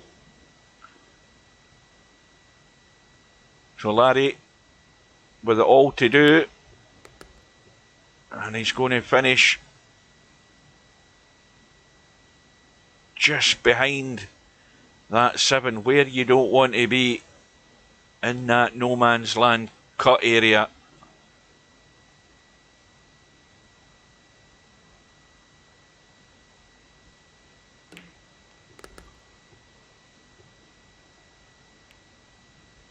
Oh, it's good when you've got a good combo, good map combo. That one, the EAA Brazil map, well, it's a South America map. It's a huge map. I mean, this, well, I spent 2.5 hours a day, and I only managed to get to about, maybe, I don't know, maybe 1,000 miles, because now I'm on the mountain roads, and you can't go hurtling around the mountain roads. I've got, as I say, about another 3,000 miles to go, and it's all pretty much uphill. I'll probably have a go at finishing that tomorrow sometime. That's a cracking bus, that, to drive, by the way. So Larry's got it all square. Well, they've just brought, I mean, they keep updating the game. Version 1.43's just been released about 48 hours ago, but I'm still in the older version. Because the other thing that's in the pipeline is another DLC going to come out. Russia DLC will be coming out. I mean, the game was released in 2012, the same time as Virtual Pool 4, and it's still thriving. And it's thriving because the developers are still, you know, making expansions for it, expanding the map, and because there's thousands of modders are doing all sorts of map mods and truck mods and everything else. Or you can get it for a bargain on Steam. The thing is, though, you shouldn't just buy the actual game. You should look at the package deals. There's package deals with the DLC as well, because if you're ever going to put map mods into the game, very often most of the map mods need you to have all the DLC, because the modders use the files out of the DLC to create the extensions to the map.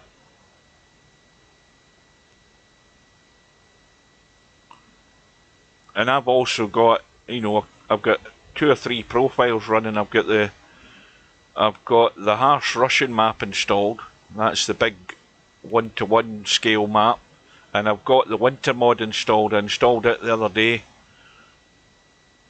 And I'm actually hauling about, I think the trip was about 100 miles, and I've got huge tyres in the back of the truck.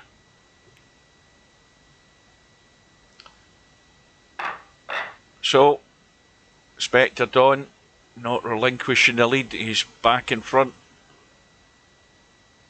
Well, I mean, I had that game when it first came out on disc. you know, before everything in PC went to downloads, I had it on. In fact, I've still got it on disc. It's still lying about somewhere, but I've already bought it twice. And you know, once it was out on Steam, I thought Steam's going to be a far better way to do it than keep running a CD all the time. So now the CD drive in the PC doesn't get used at all. It hasn't been used for years.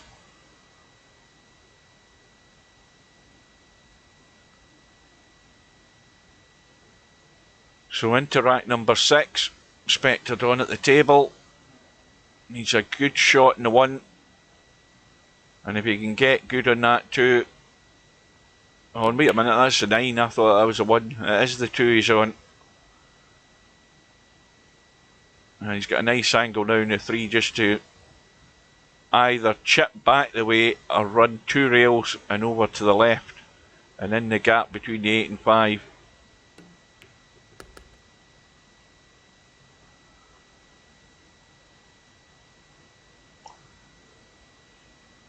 Oh, I'll tell you, take my word for it. I've got a truck. I've got Truck Driver, which was that game that came out on Xbox, because I buy them all to try them, or I get them off the back of a lorry to try them sometimes as well. And there's also that Chinese truck driving game. I mean, Truck Driver is better than the Chinese truck driving one, because the Chinese truck driving one does not recognise a Logitech driving force steering wheel. And I think the main reason I've said before is that the Chinese truck driving game, it's a huge map, by the way. I bought the DLC maps for it because it was it was only a few quid. It's a huge map, like most of Western China on it, and right into like what looks like the Gobi Desert. But the thing is, it's basically crap. You have to use a controller. But it's the Truck Driver, the other thing in Xbox, it's nothing like Euro Truck. But there are good things about those games that Euro Truck doesn't have. For example, the Chinese one, you not only have to take a rest stop, you have to go and feed yourself. And then there's that German one, I can't remember what it's called again. What's it called? On the Road. I've tried it as well.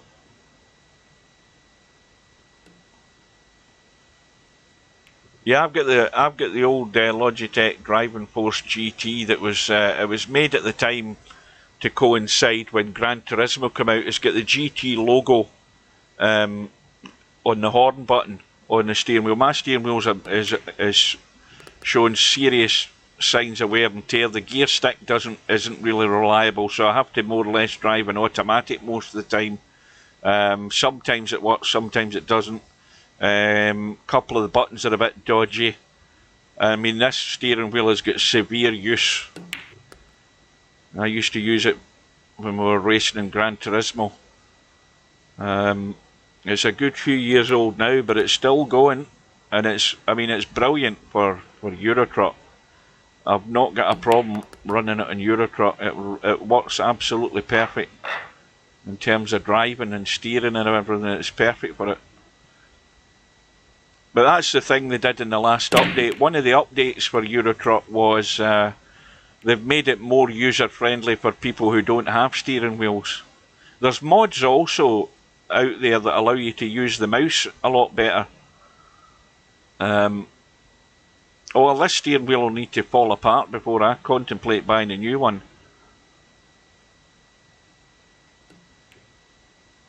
In fact, I'll tell you something, if it ever broke, I'd probably go onto eBay or Amazon and look for a boxed version of the one I've got. There's probably people out there who've got them, ready to sell them.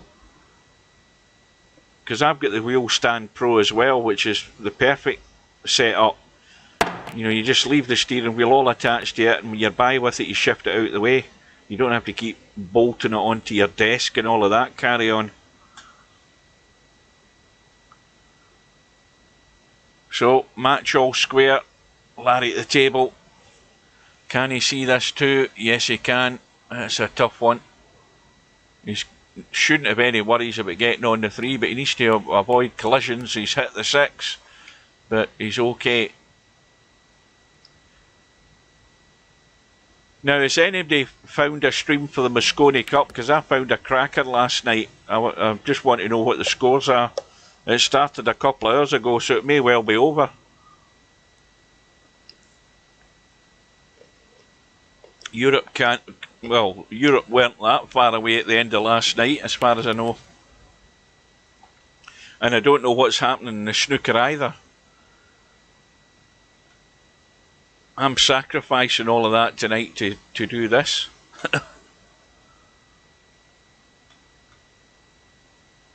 Now, Larry needs to get right up the table. I mean, this is a distance to travel to get to the 5-ball and a bigger distance back the way to get to the 6. So he needs a fair bit of oomph to get it moving. It needs to keep going.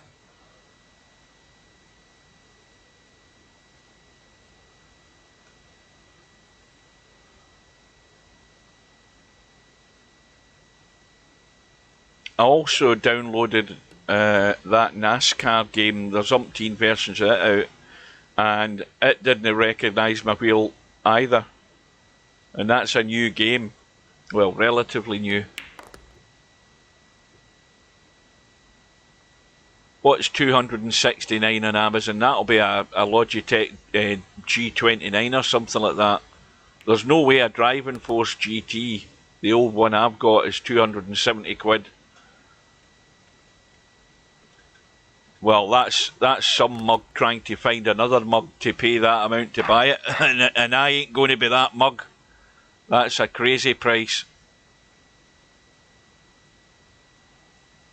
Because my Driving Force GT doesn't have a separate gear stick or anything like that. It's all attached to the steering wheel, which is why I like it.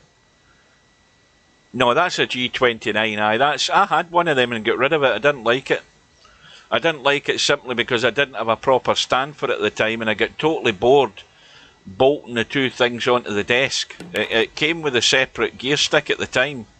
Oh dear, Spectre Dawn found the hit in the 6. Scratches, and of course, even though Larry's got ball in hand, he's got no shot, so he's going to just lock Spectre Dawn up.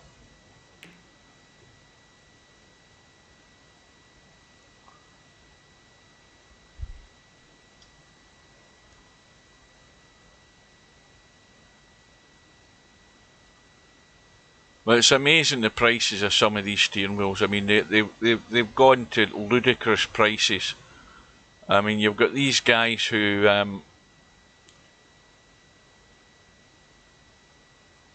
that's one thing as well. They updated the force feedback on Eurotruck, and it's brilliant now. Well, that's going to scratch again.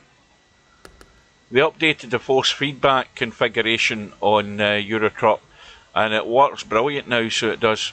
I mean, it wasn't bad to start with, but it's really good.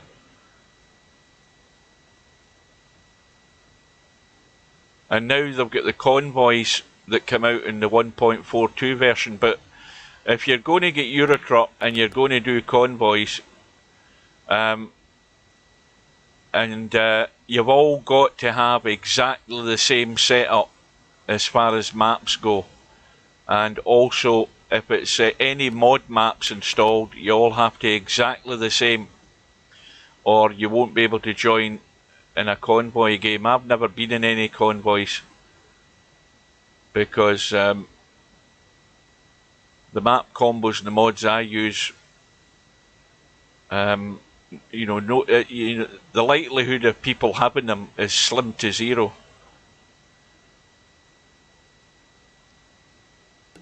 So Larry, one in front, and that 7-ball threatened to lock him out there. He's got a toughie though, but if he gets the 5, he should be home and dry and a 2-rack lead.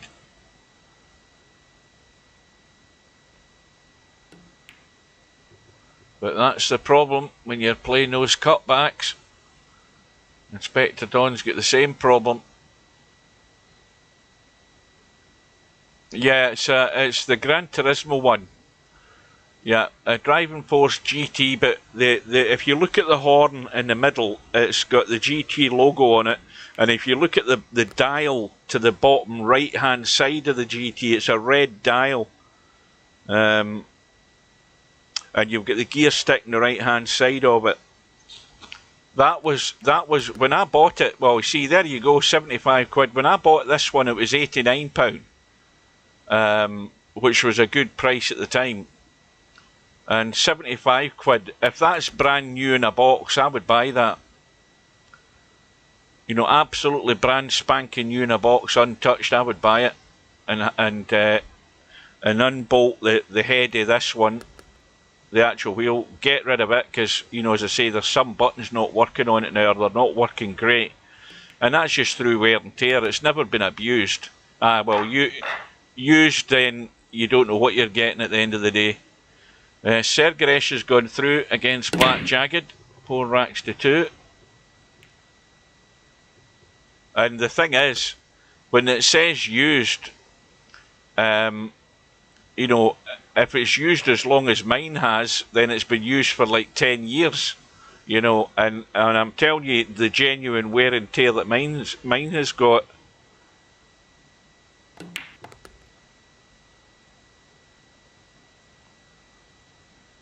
So the match all square again. This could be heading all the way, this one.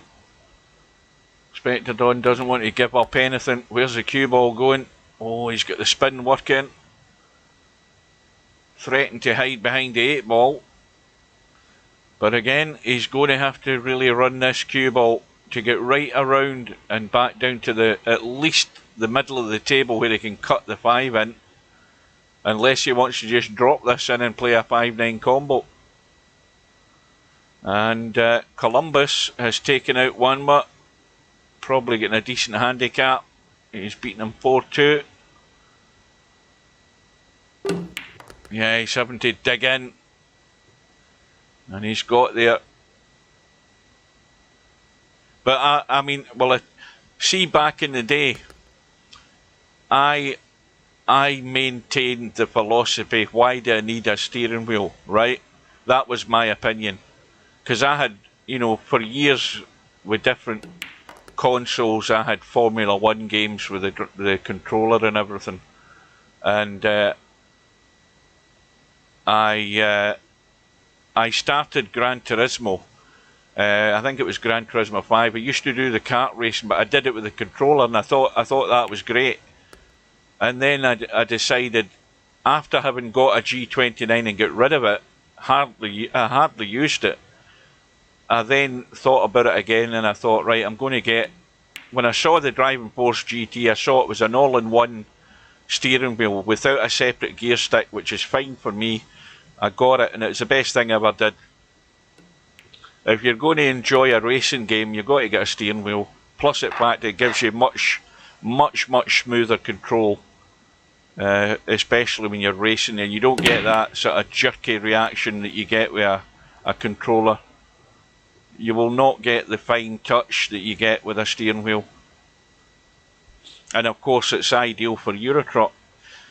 And now I'm waiting on Alaskan truck driver coming out. I'm waiting on Australian, well, I suppose you could call it Australian truck driver.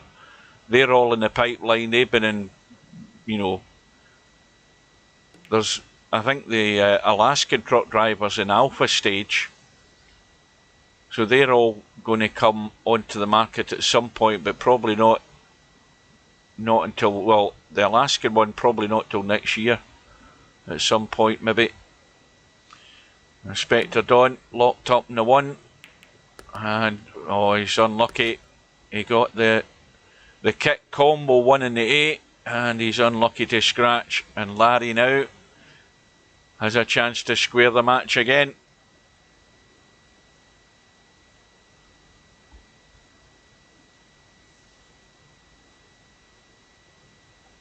We had when I was driving to work this morning, and as soon as you leave Kilmarnock to go to Glasgow, you end up going over the Finnick Moor, and I think at its highest point it's about 700 feet above sea level, and I had sleet this morning driving to work.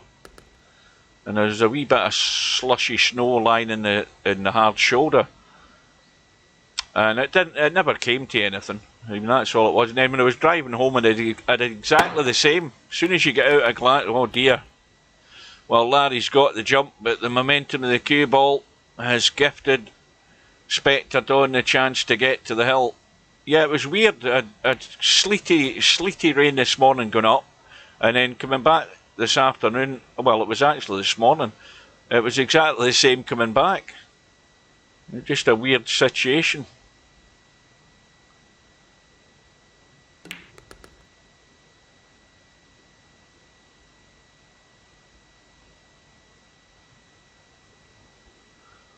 Well, he's not got any problem. He can just run to the other side, come back out, and just play it dead weight if he wants.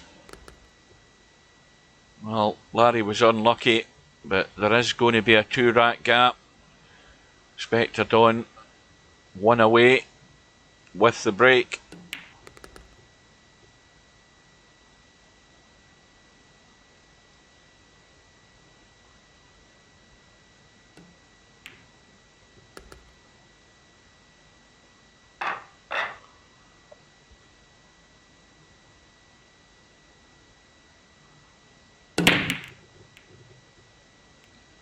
Looks dry.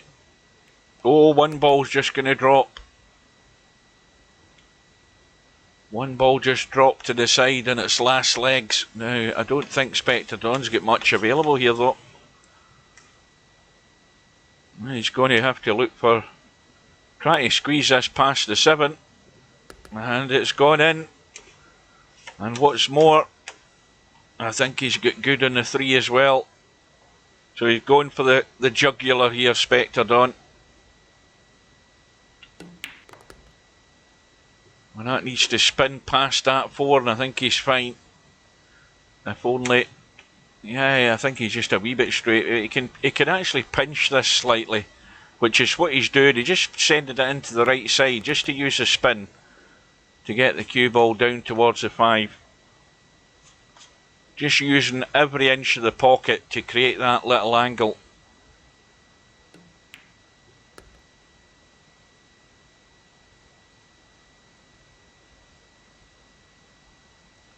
So Spectre Dawn odds-on favourite now. Only a major disaster of some form or other is going to prevent that.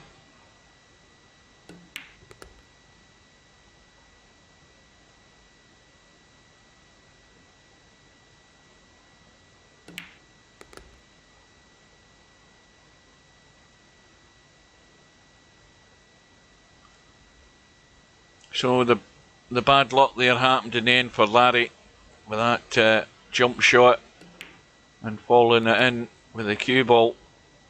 So Spectre Dawn goes through.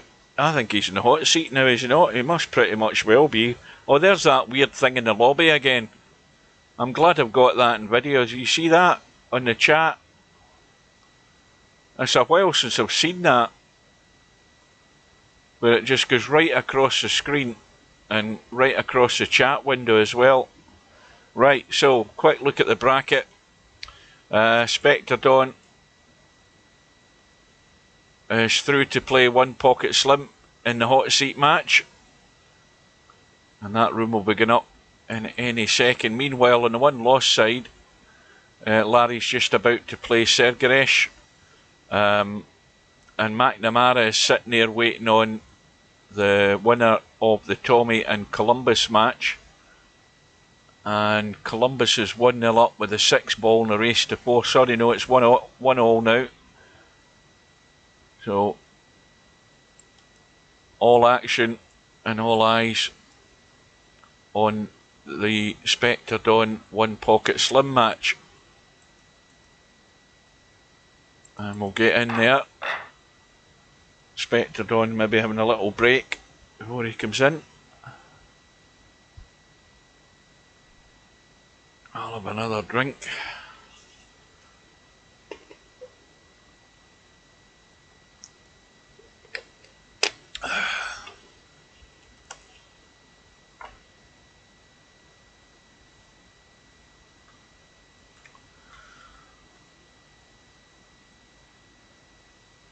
Now, how did Slim get here? Slim beat McNamara 7 racks to 1 in that last match. And of course McNamara put Hazard to the one-loss side in that second round match. So the clock is counting down for Spectre Dawn to join the room. And we've been on for an hour and 52 minutes in this week's Friday Night 9 Ball. Moving along at a reasonable pace.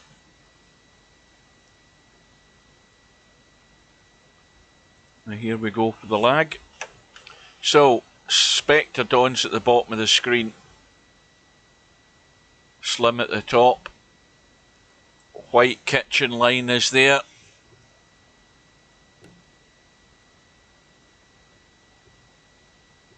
Took Steve long enough to get it done, but he got it done. And then I saw a couple of the guys moaning in the lobby last night saying, why can't we have black or white lines? Which is a perfectly reasonable question, but some of them aren't happy. 9 Ball goes in a break, as well as something else. 9 Ball gets respotted. And Spectre Dawn sitting pretty good on the 2, can just roll through.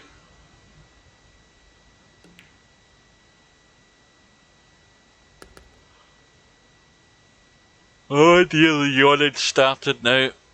Oh, it's the brain in shutdown mode, I'm afraid, because it's rapidly approaching my bedtime.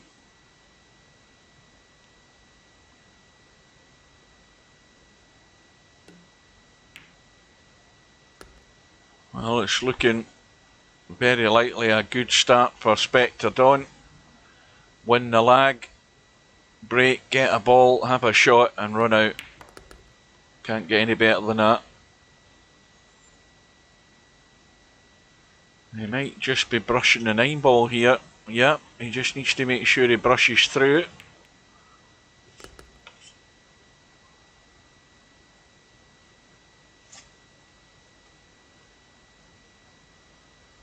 Oh, I'm looking forward to the F1.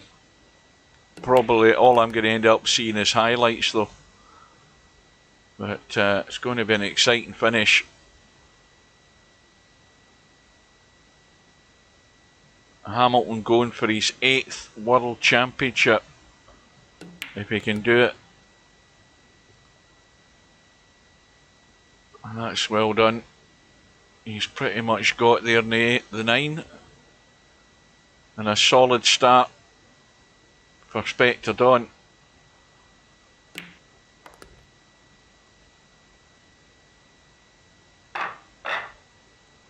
And it is a scratch match, no handicap.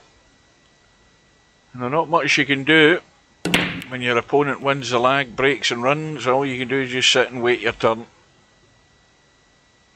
Spectre Dawn breaking off. And this time he comes up dry, but as you would have guessed, no shot for Slim. Just to push out, I would imagine.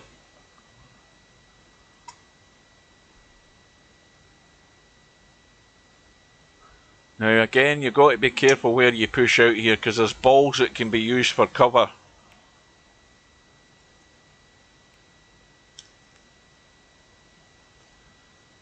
Well, I think he's going to get put back in here.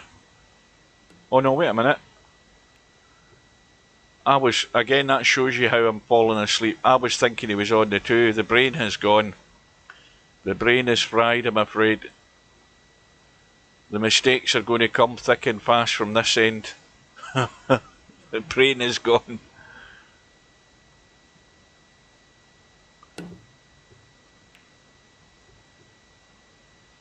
Why are they booing the guy?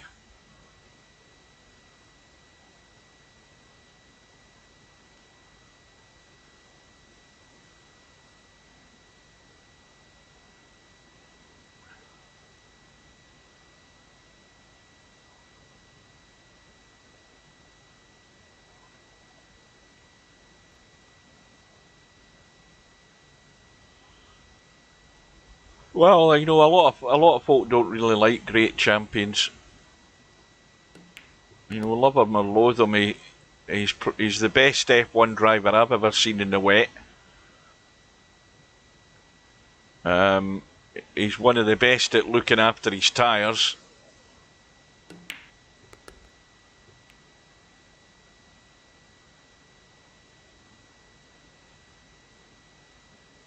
It does also help having one of the best cars. You know, you have to admit that, but you've still got to drive the damn thing around those tracks. And that is an art and a skill, big skill, to drive one of their cars. And all of those guys all started in the karts. Kart racing's probably one of the most fun racing you can have in a game. Many's the time the tears were rolling down my eyes when we were playing Gran Turismo in the karts. Sore sides, sore cheeks with laughing. And all sorts of abuse going on. I think that was the first time I had no reason to have, I always had my sound coming through the speakers in the PC now that I think of it. It was the first time I decided I needed a headset when I got the PlayStation 3. And I've still got it here, it's sitting right in front of me, thick with dust. And that was when I bought a headset so we could all chat in the game. Most enjoyable game I ever played when I was doing that. Played it for hours and hours. I just wish that Gran Turismo would, you know, I wish the franchise would move to the PC. It'd be the best thing they'd ever do. See, this exclusivity to the PlayStation and exclusivity to the Xbox. I mean, it's not so bad in the Xbox because a lot of the Xbox stuff, you know, you can get it for the PC now, but this PlayStation exclusivity crap, I think they're missing out on a fortune there doing that.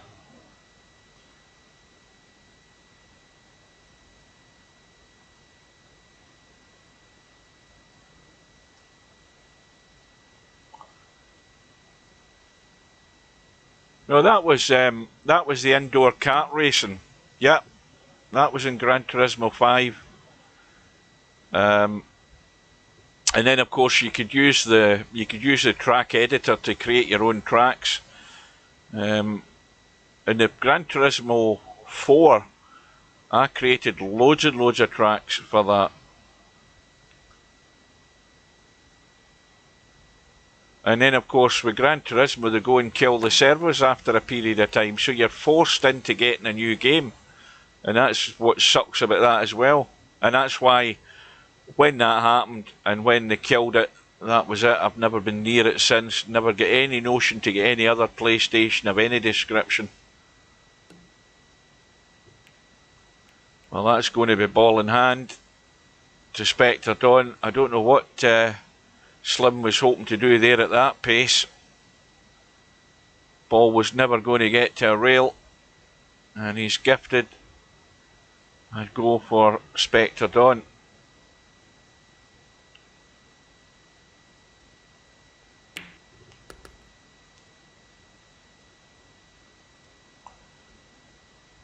No, it's not just pirating, it's because of money.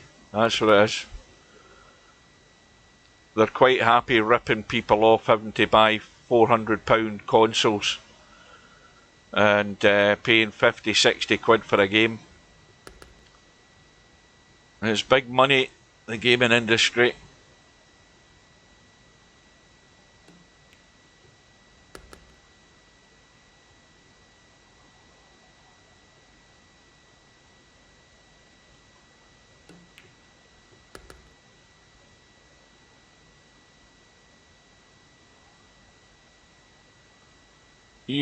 You're wanting to talk about piracy. You still playing Tiger Woods Golf?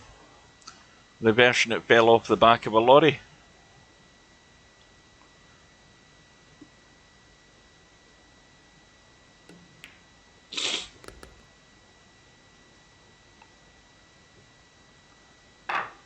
Yeah, I was a tactical genius at that as well.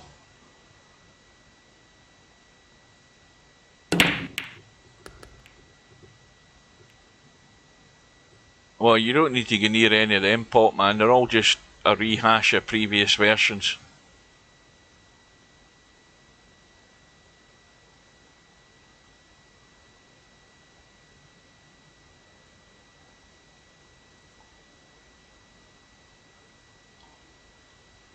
I mean, the worst driving game I've seen in recent times was the third version of, what do you call it? I had the first version of it.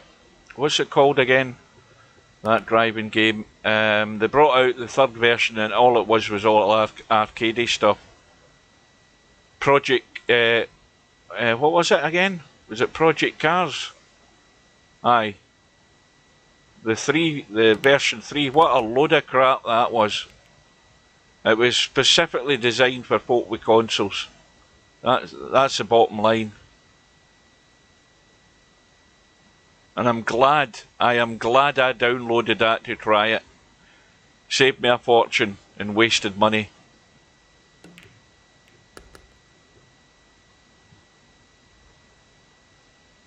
Well, he's played a little combo there. He's landed very nicely in the 3. A good angle to get up the table on that 4. Everything wide open. Inspector Don should be opening up the lead.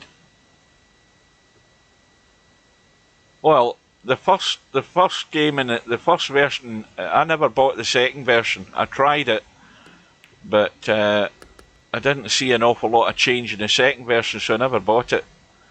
And then I downloaded and tried that Project Cars 3, and that got binned within half an hour. Extremely disappointed in that. Good evening to Miasma. Even later to the party than Popman.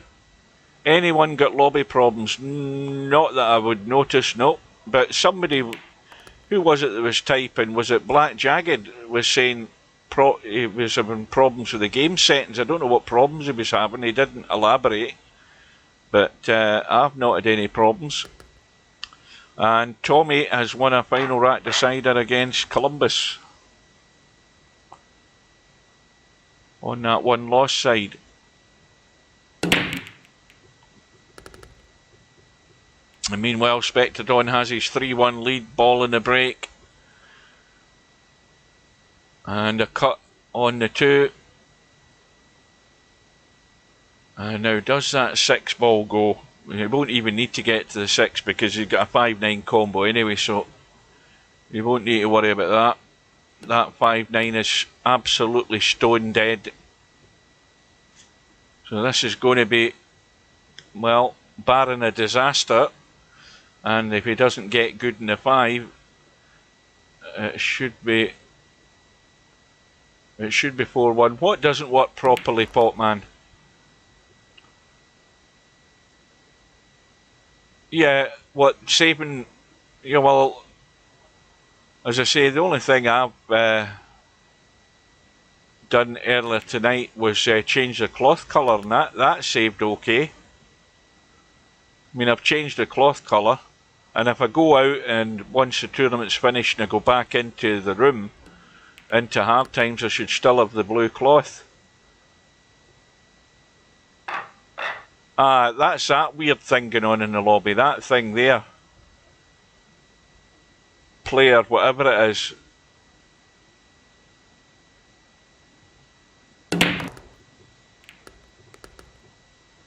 I tried to recreate that, but I could never do that.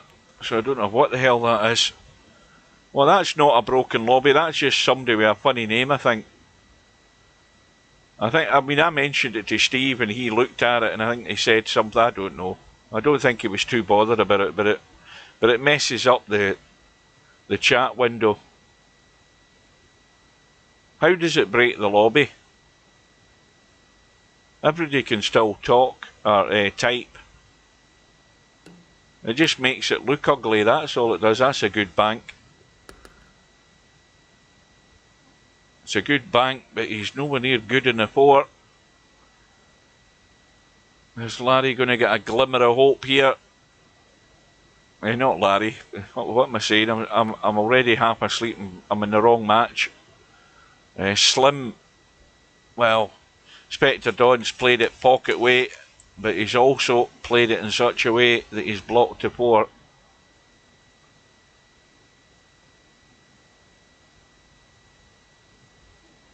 Oh, aye. Now that you mention it, Miasma, I take it all back. The first time I seen that in the chat, in the lobby, that's why I did a video on it. I did a video, it's on YouTube, and when that happened in the lobby, I get kicked a couple of times. Weird things were happening then. Yes, I remember it now.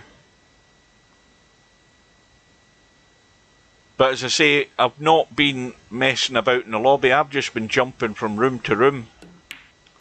Yeah. The very first time that appeared in the lobby, it was I can't remember whether I was getting the, what do you call it, message that comes up.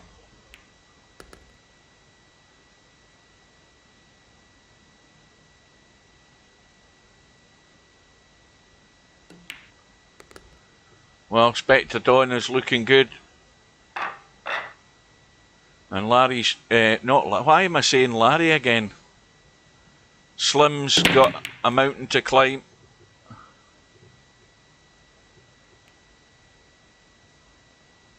Well, why don't you toss him out the lobby and tell him to request a name change or something?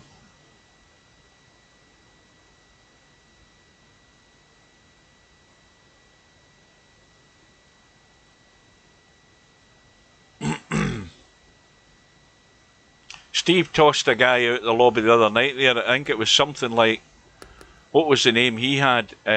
Something jumps your mother or something like that. I can't remember. So Steve kicked him with a message to go and change his name.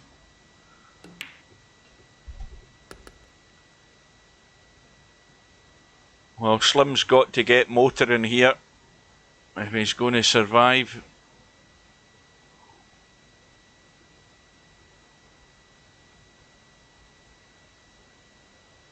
Oh, aye, banging Mark's mama. Yeah, that was the name, something like that. Steve saw it and kicked him. maybe he's come back with that name to mess up the lobby.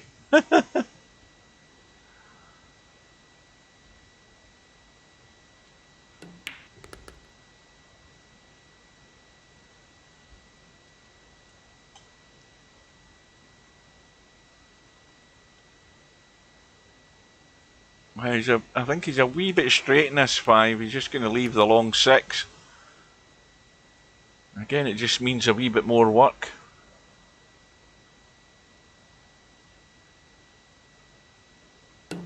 Well, I went into the character map in the PC and I copied that euro sign and I posted that in the lobby, and I couldn't get the lobby to do that. I couldn't get it to mess up like that. I tried it, it didn't work. So I don't know what the hell they're doing and how they're getting it to do that.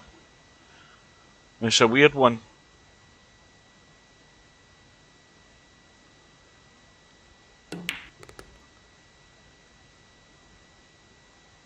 Well, Slim is going to get 1 back, but more important for his sake, he's going to have the break. And now he needs to fire up, as Stubb says. He needs to fire up big time.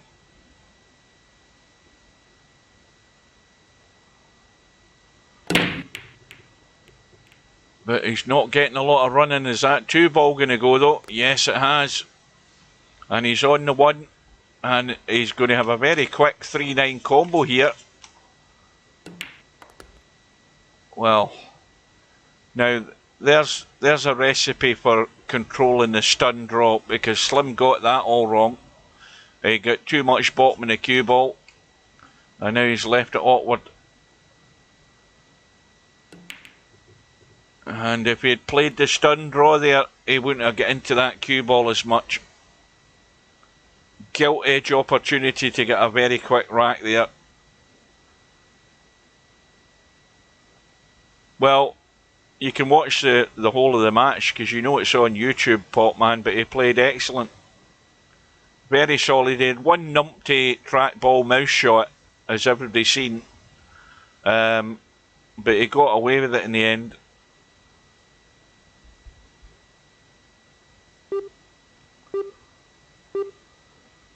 And most certainly the better player on the night won.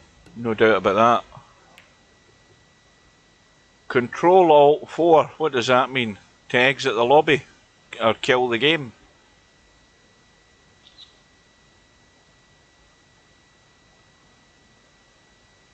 Eurosign, Eurosign, Eurosign, Eurosign, Control Alt 4. Does that get it to do it?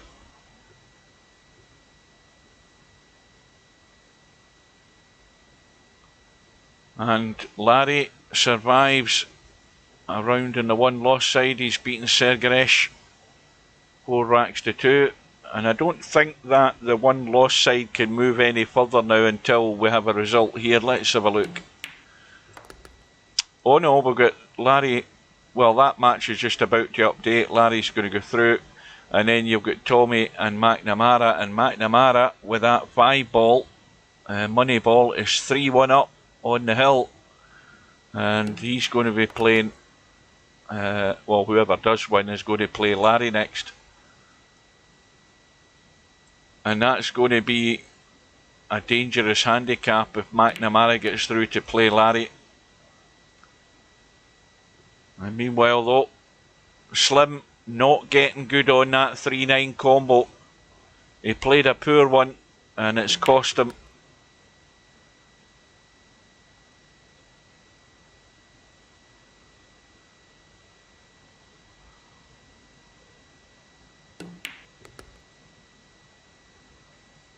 Inspector Don getting top side of the 8. Now, is there an... I think he's just trying to drop dead weight onto this 9. And he's pretty much done it again.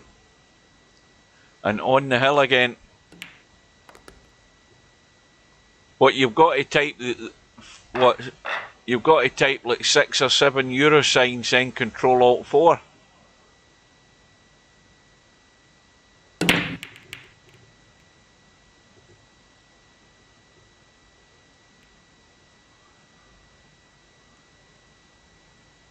Well, Spectre Dawn has come up dry. Slim's going to have to get spot on this too, but he's gone too low again. So Slim's struggling for a pace control here. And he's got to get to the rail, which he has done. Now it's just a big target to hit that too. Up and down the table with a chance of kicking it in. Well, he's going the short side, but up and down.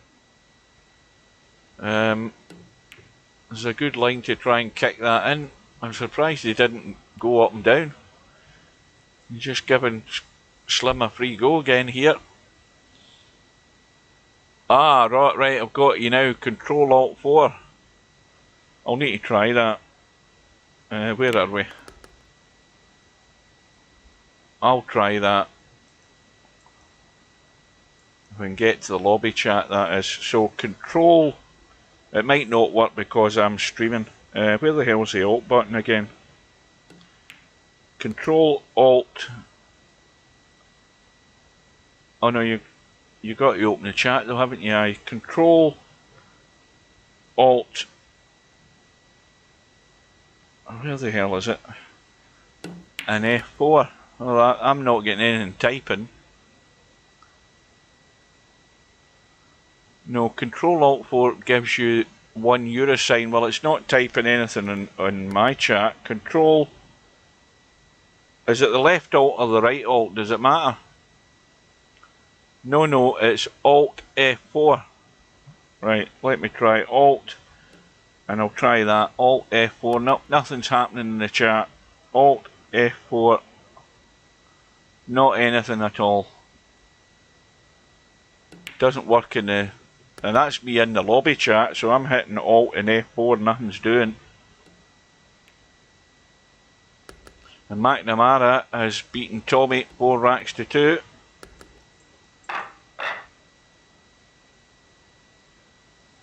Well, I couldn't get it to do any euro signs.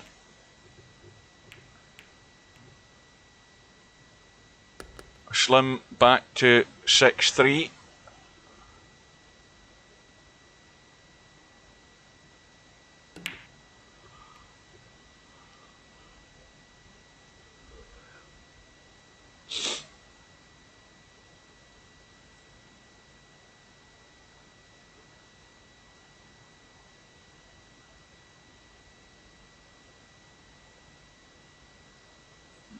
Now, what's Spectre Dawn got in mind here?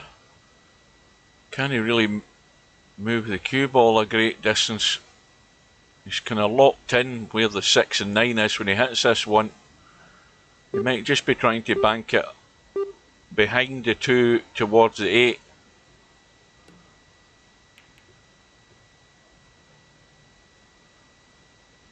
Well, he didn't quite get there, but that would have been the place to try and hide the 1.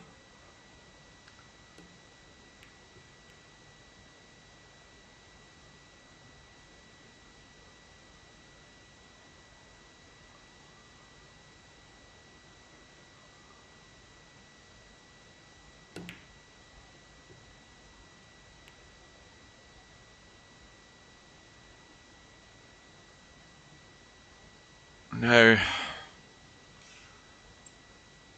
Slim lining up the bank, up and down. He's not got the line. And of course, the big issue is that my V button isn't working. I think I've wrecked VP4. My V button isn't working. I can't get my donut to appear. Ah, there it is. It's half appearing, so something's gone amiss here with that Alt F4 crap.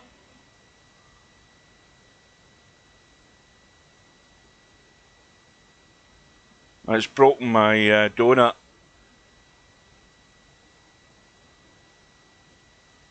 There, it's now fixed.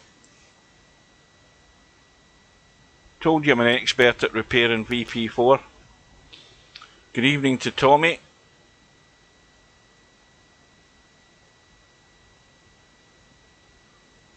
So, how does Spectre Dawn deal with the 8? Well, he's taking a risk, but I think he's got to chip the 4 and chip the 8 and still have a shot in the 5. That's one way of moving it. But you just don't know where the cue ball's going to finish. I mean, if you take your medicine, he's went for the hit, and well, he's got a pot in the 5, and is he going to leave something like the bedhead cut on the 6 onto the 9?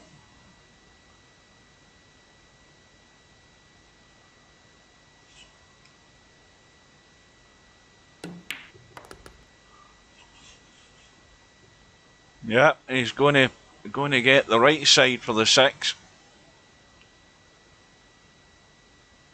Well off the rail, so it's just about picking that proper spot just to get the cut.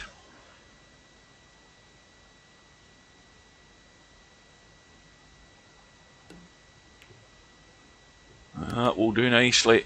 So Spectre Dawn is in the hot seat, and Slim goes over to join Larry and the others to battle it out on the 1 loss side. Spectre Dawn can now go and get a coffee. He's going to have a reasonable waiting time before he gets back to the table. So Spectre Dawn through, 7 racks to 3. Right, so that is Spectre Dawn's work done for the time being. He can have a good break, and he's waiting on somebody, and it could be Slim, or it could be Larry or McNamara. Now McNamara's getting the 5 ball again, but Larry's up 1-0. So let's pop in, race to 4. And Larry with a nasty little cut back in the 3. runs into the 6 but gets lucky.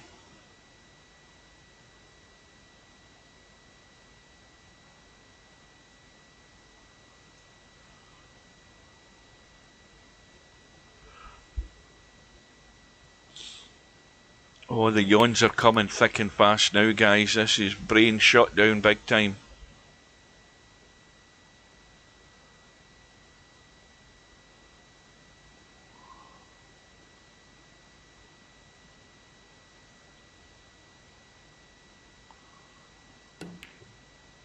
And Larry's overcut it. But of course now McNamara has the 3 balls he's got to pot. The 5 ball is gone. Well, at least we know McNamara likes Pink Floyd, so he can't be all bad.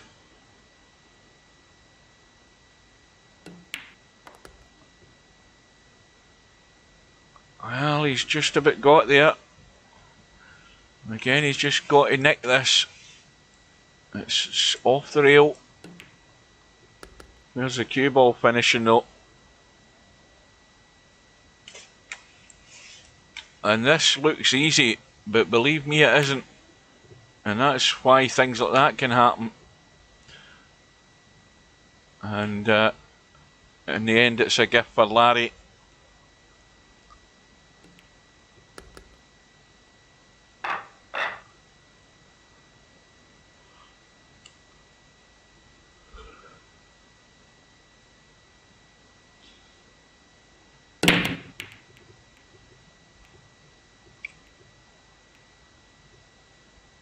Larry breaks off, 2-0 up. The break is dry. McNamara, is he going to have a bang? Yeah, he's having a bang. And that's the type of thing he needs to remove from his game simply because he's getting a money ball. It seems to be for a lot of the players in the lower ends of the rating, they seem to think the only solution is to give it a bang, and they'll never improve their game with that approach to it.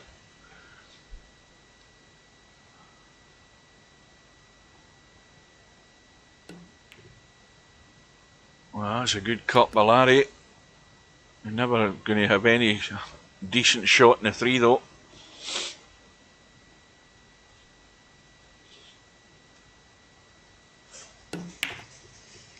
A good bank.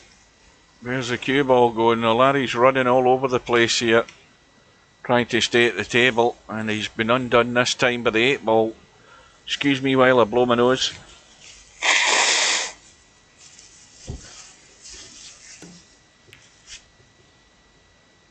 But he's got a good kick and a good save.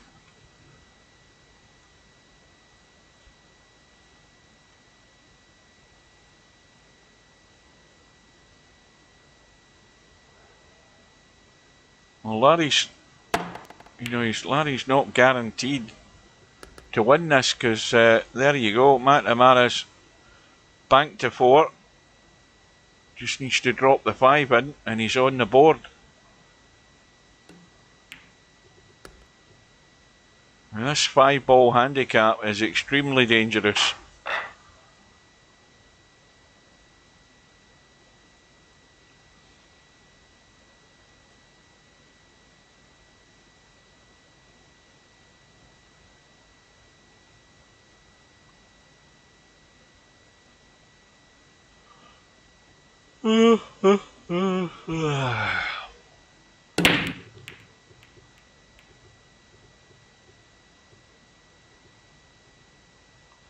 Well, that looks a lot of movement, but dry again, and the 1 ball is on now.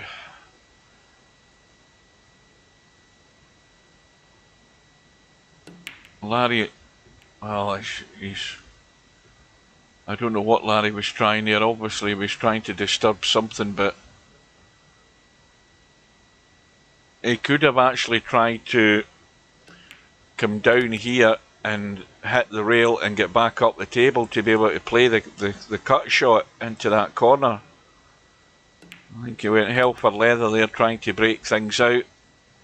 And McNamara if he can get this 3 and drop the 4 in, he's got a 5 up the table. He doesn't want to catch the knuckle of that middle pocket if he's pushing this up the rail. He might have to go top side towards the 7. Yep, and if it keeps going, then he's got a gilt edge chance to all of a sudden square the match. And that's why the 5 ball is such a dangerous money ball, especially now it's a race to 4. And Larry's got to keep his wits about him.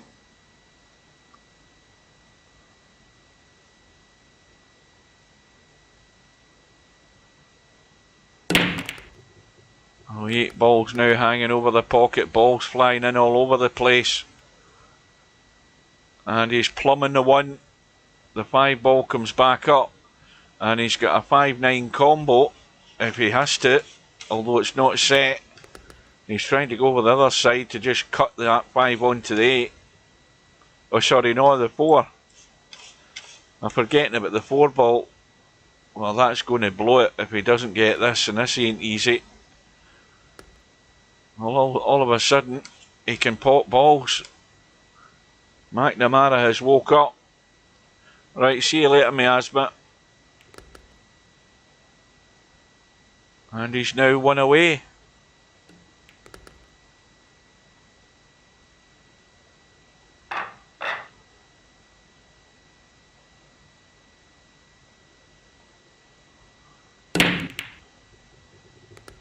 And again, 2 balls in the break. But this time, I don't think he's been as lucky. No shot in the 1. And Larry's chances of survival in this week's tourney are on a knife edge, because he knows 1 mistake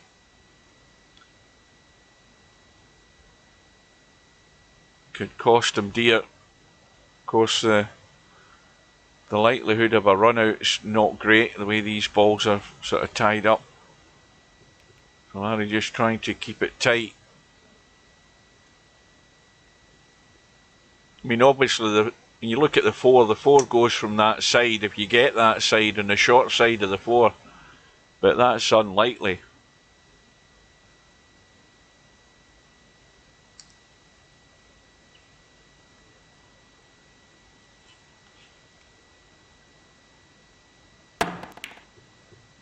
Oh, well, the best thing that happened there was that 1 ball running back into the cue ball to stop the collision with the 7 and the 9 and the 4.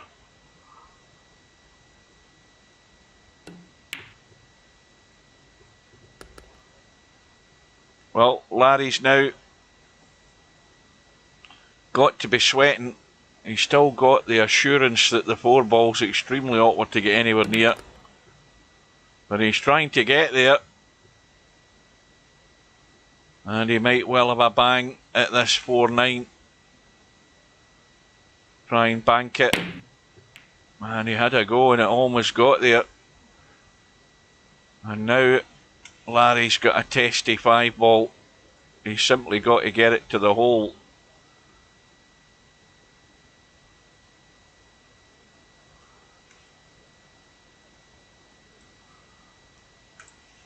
No, he's not. The 4 ball's still on the table. That shows you, that proves I'm falling asleep. Because I don't even know what's left in the table. My brain is gone. It's always the same. I should have been in my bed an hour ago, or almost an hour ago. Well, the big draw is going to do the trick. Oh. Well, Larry's doing his best to make problems for himself. Running into the 9, and now he's got a tricky little cut just to hold the pace in the cue ball.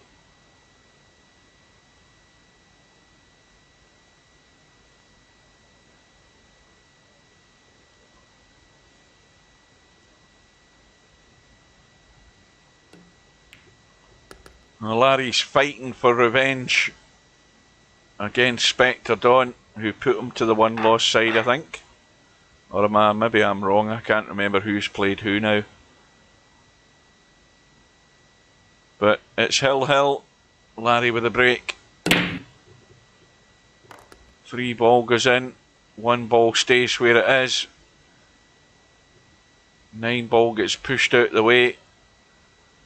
Now, Larry's got to play a lock-up safe here somehow if he can. Is he trying to cut this?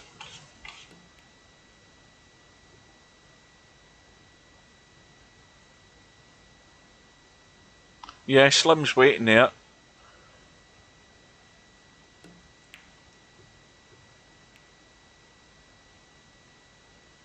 Yeah, it was Spectre Dawn that put Larry to the 1 loss side. I was just double checking there.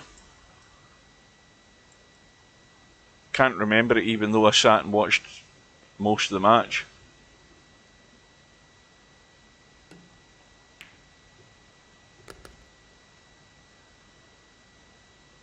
Oh dear. Well, if Larry can find a problem, he sure as hell can find a problem. He's an expert at it. And now he needs to get lucky. And he hasn't. And McNamara, if he can get on this 4 ball, he's odds-on favourite. And it's a stun draw. Perfectly played. Big power, but with the stun and the little nick just below the equator of the cue ball. And McNamara is going to go through. Now this 5 ball handicap is really dangerous, no matter who he plays, because he can pot a ball when he wants to. Now, let's have a look at this guy. Let's have a look at this. He's winning stacks of racks there in a 9 ball challenge room by the look of it. He's been active since the 1st of December. Well, this is either a new player or somebody that's in a new profile.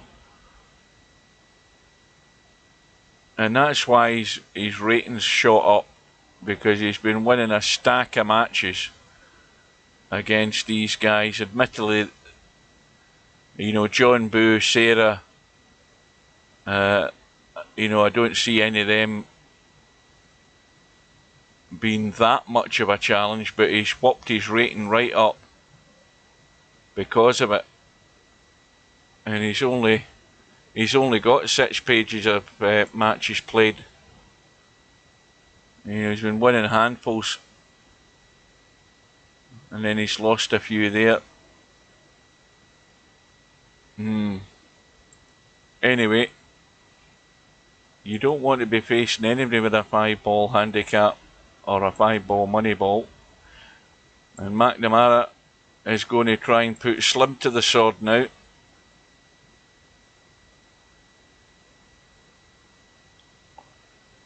If we can get into the room. Oh, here we go, we're in at last. McNamara's won the lag. That's why there was a little delay. They were lagging balls at the time, so McNamara with the break. Still getting a 5 ball and getting balls on the break, but the cue ball might be one of them. Oh, it just went in its last legs. Well, Slim's got to get off the mark here with this opportunity. He cannot afford to be messing up here. 5 balls wide open, easy to get to, and McNamara shouldn't be getting anywhere near it. The big concern though is the 6 ball, because I don't think that 6 ball passes a 9. No, really it doesn't. It's not to be played anywhere from that side. And this is going to be the test. Not just potting a 5, but getting this cue ball in a line that will give Slim at least a sight on the 6. And it's well played, well controlled. But is he going to be hitting the 9? Well, he can certainly take evasive action, but he might just roll through and play the 8 long. No, he's going to just draw back and play it long the other way.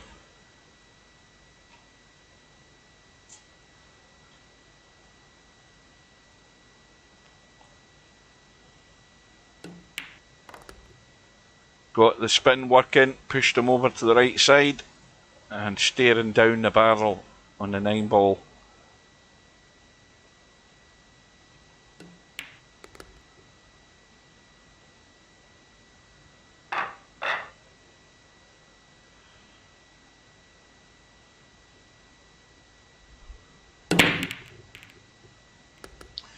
Well, I think that's a disaster. Scratched on the break. McNamara with ball in hand, but he's going to have to deal with some issues here. Big issues. 3 ball is hidden away. 2 ball is on the left side. But what he could do is rather than potting the 1 ball, well, he's trying to billiard the 1 to the 9. He's had a bang. But he could have locked Slim up there. He could have skimmed off the 1, run around the 3 angles of the 3 rails, 2 rails anyway, past the 7 ball and up into that left corner and hidden the cue ball.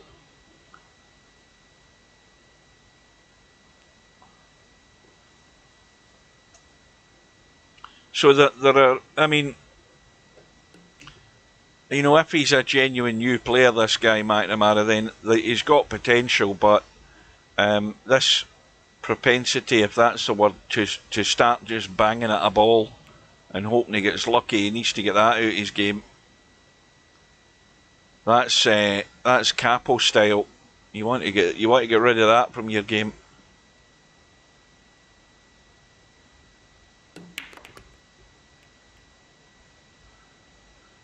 Well, Slim hoping for a bit of luck there, but he's going to have McNamara locked up this time.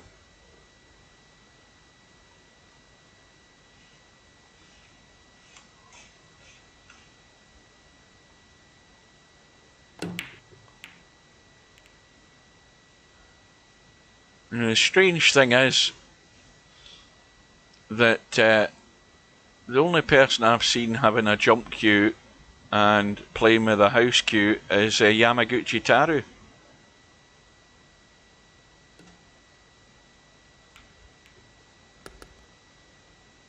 Well, the little combo on the 2-7. Now Slim, he could just cut his losses here and pop the 2 in and just leave the long cut in the 3 ball in the gap, because that means that when he plays the cut, provided he doesn't scratch in the side pocket here, he's going to come around and at least have a sight on the 4. He's going to be extremely unlucky not to see the 4 as long as he gets around with the spin. It needs to keep going though. It needs to have legs. Got to keep travelling.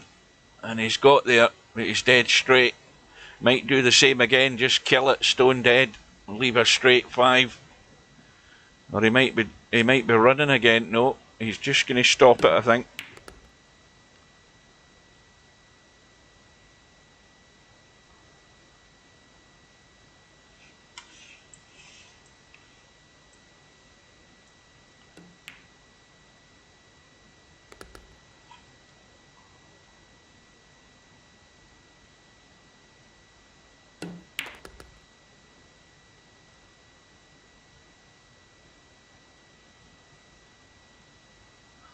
And there's your top-down view for this evening. Hope you enjoyed that. So Slim 2-0 up. But in the blink of an eye, it can all change.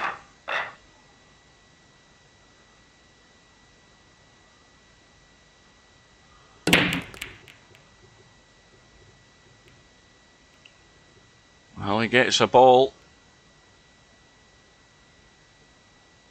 Now, he might just run He might just, well, looking at the angle in this one, let's have a look. Aye, he might just run forward here. I don't know whether he can get into that 2 and 9 from this. It looks close. No, he can't. Well, he's certainly not potting it to it. Trying to get tight behind the 9, and again, that is how you want to do it, because that takes out that angle from that side, and if he's going to try and get it from that side, you have to spin it, I think.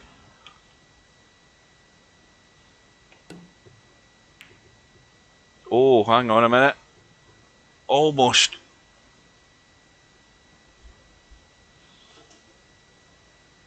Well, this is a little sharp stun to just stun the cue ball up past the 7 on the inside. Get the spin working as well.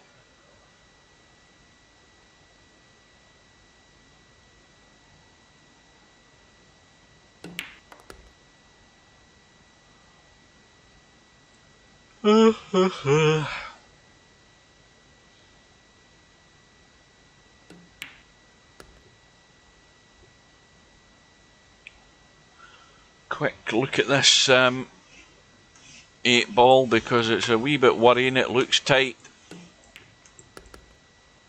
That is frozen to the rail.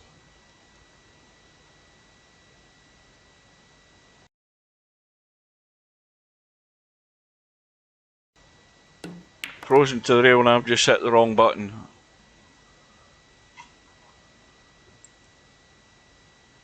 Now just be aware of that, because he's got to dink this in nice and tight, and at the same time he's still got to be on the 9 ball. He's got to watch this, and he's played it well, tried to kill all the pace, and he's going to be 1 away.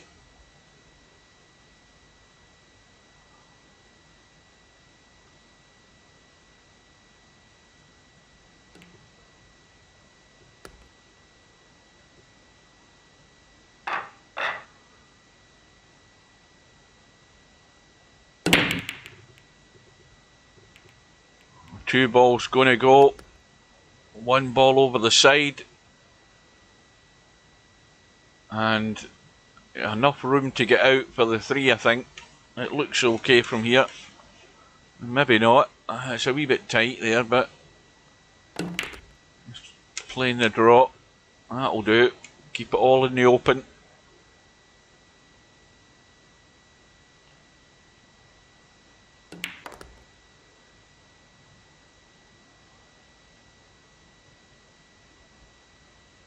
Well, it looks like at the moment Slim is going to have the chance for his revenge, because I'm pretty certain that Spectre Dawn put Larry and Slim to the 1-loss side. Yep, in that previous match, and in the match before that one.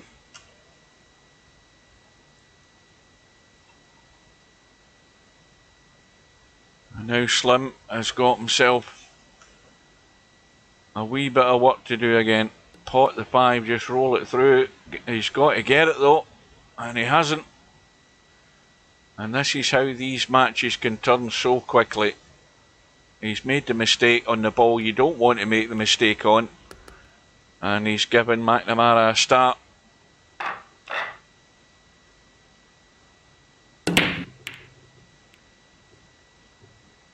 But I think this one's dry. The 1 ball is dead on.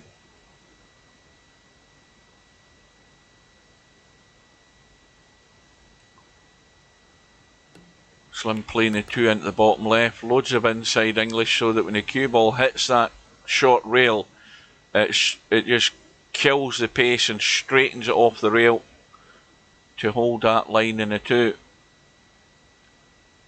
And is he good? Is he straight enough to hold this for the 3? And he's trying to stun across. Well, just as well he didn't stun any better than that, because he'd have been hooked. But now he can stun across for the 4 into the top left.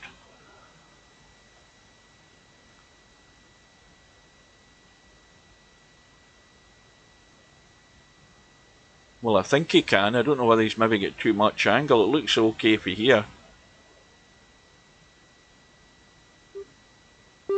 Now he's worried about hooking himself behind the 6.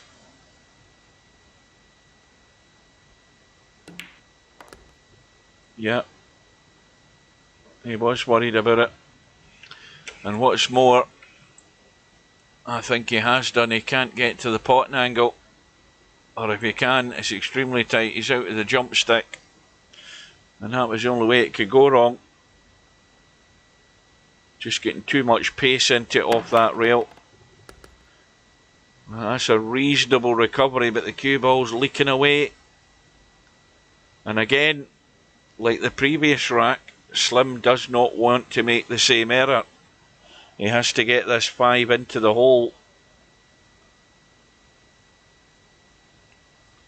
Or McNamara can just step up and roll it in somewhere.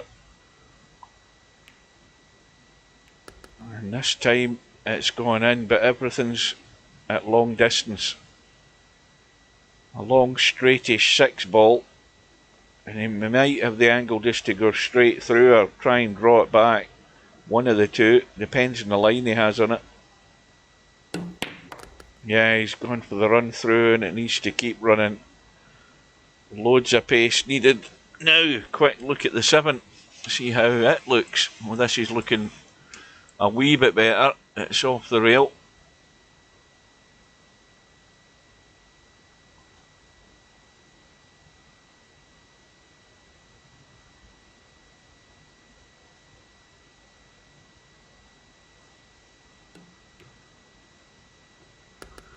Is he going to have a decent shot in the 8?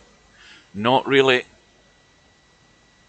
It's one of those in-between ones. Cut it back to the top left or cut it right. Or even bank it, depending on what you're happy with. Up and down for the bank. And this is going to double bank. That's the first one I've seen that happen since the new physics. They've all straightened up when it hits that second rail. And he went for the second one on the 9, and it's going to be another gift if McNamara can roll this in.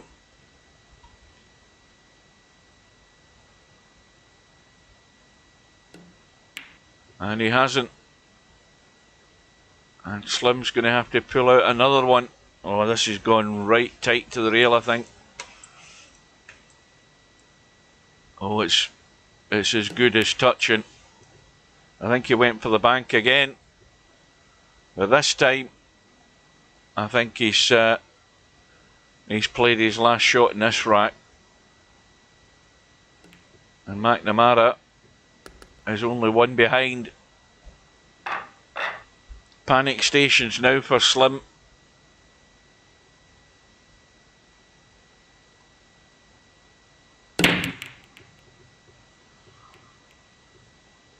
Well, it's dry as far as I can see, and Slim has no shot either, so push out somewhere.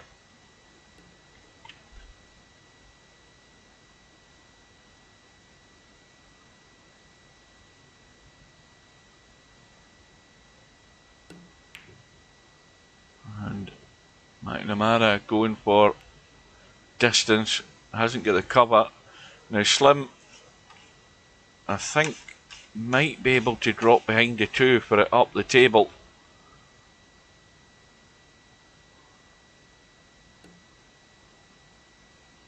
I don't know whether he's hit that hard enough. No, he's again in no man's land. He's got an awkward cut. That needed to run through, if anything, to the bottom rail to open up the angle in that too. And now he's completely brain farted. I don't know what the hell he was doing there, because he's not got a ball to a rail. He's given McNamara a ball in hand, and the only thing that is saving Slim's neck at the moment in this rack is where the 5 ball is.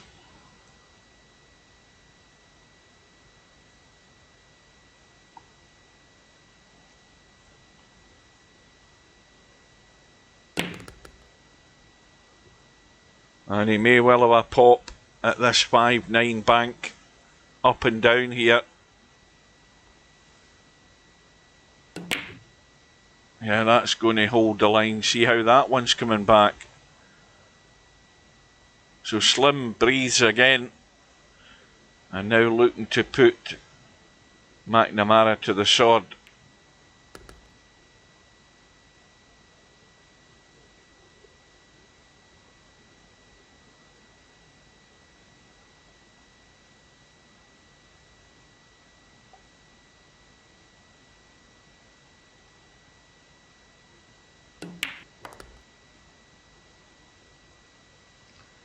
Good stun. Let's roll the 7. Come back across in a reasonable line for the 9.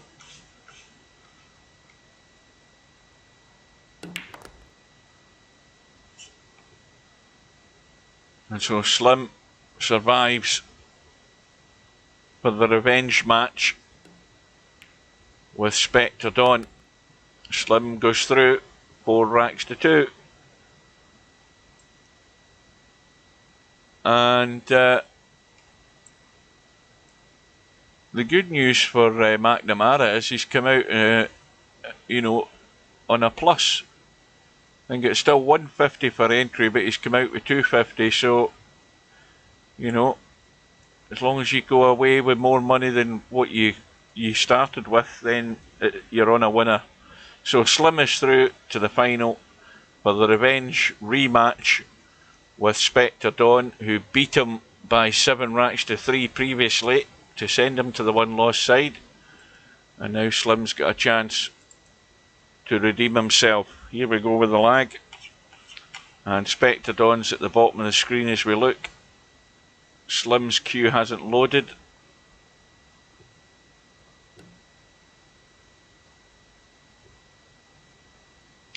And Slim looks to me that he's won the lag.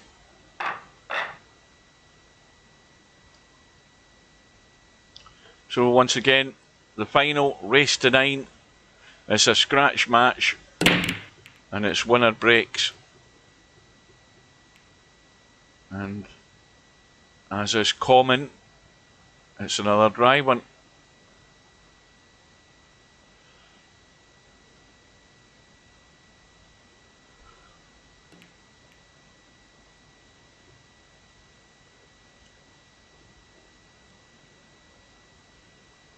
Well, it's not, it's just short of 5 minutes to 10, which is not bad for a Friday night 9-ball.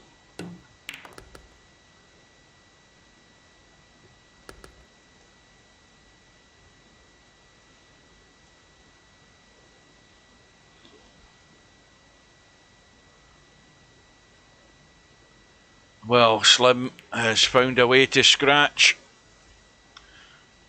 And he's going to give Spectre Dawn every opportunity to get a good start again here.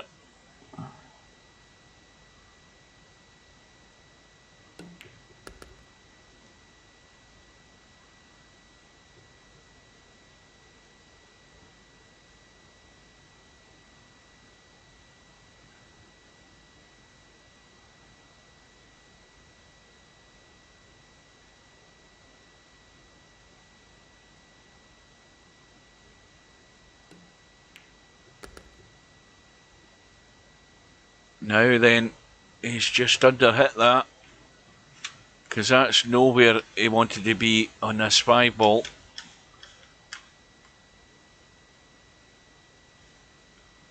Looks as if he's cutting it into the side.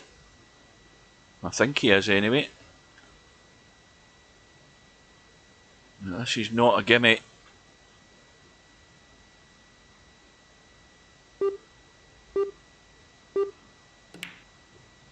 Well, it's a good shot.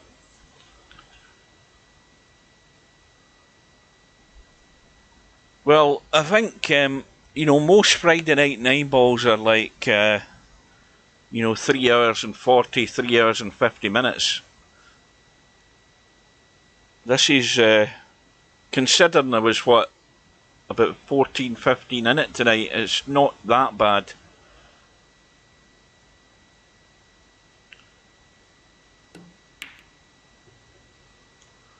But the mistake made by Spectre Dawn, the 6 ball has just crept past that 9. So Slim has been reprieved and needs to get right up the table or down the table, depending on how you're looking, to get on that 7.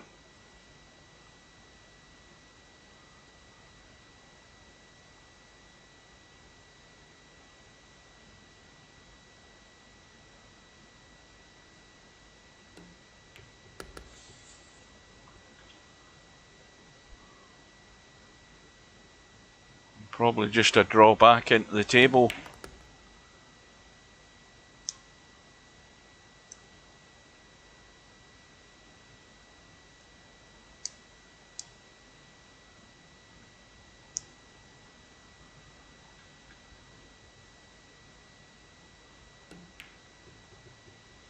Unbelievable.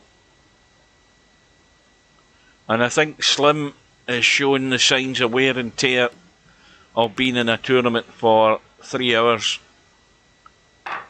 That's what I put that down to. That is a big fail by One Pocket Slim. Gets reprieved and should have been out.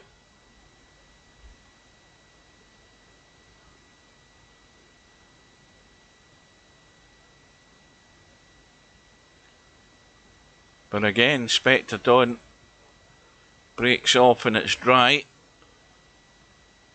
And, well, even if Slim gets the 1 ball and gets on the 2, when he gets into the rack, that 6 ball is just going to be dodgy. Well, he's went for the lock-up and he's got it big time. Now, if Spectre Dawn thinks about it, he can try hitting the 1, but if he doesn't hit it, Slim's going to probably play the 1-9 combo at a distance. And he's got the hit, and he's got to a rail, and he's got it safe. Oh no, he hasn't. What did I miss there? Low ball not hit first, so he must have hit what he was trying to spin around. I never noticed it. Well, it is going to be the 1-9 combo, simply because the 6 and 7 are no good. And he's played it well. And Slim needed that. He needed to get back in level terms sharpish.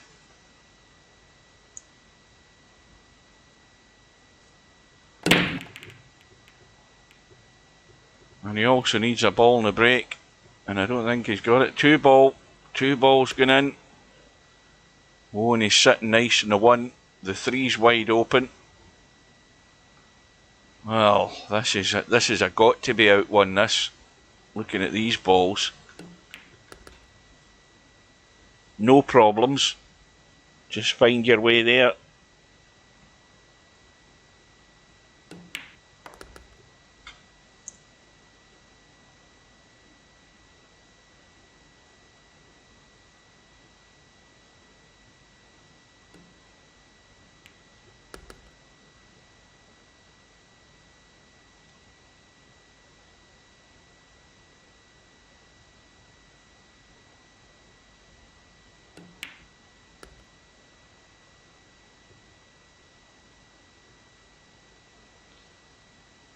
Well, he's trying to hamper himself as best he can. Now queuing next to the 8 ball. Anything to make it difficult.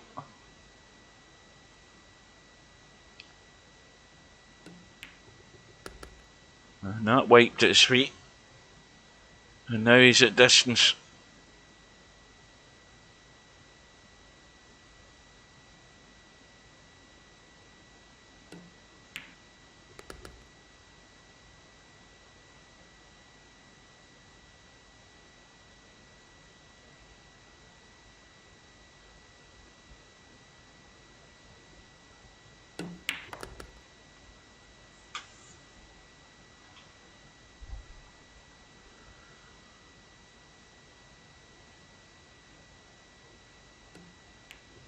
Now, can he build on this? He needs ideally a ball, a shot and a run out to open up that gap.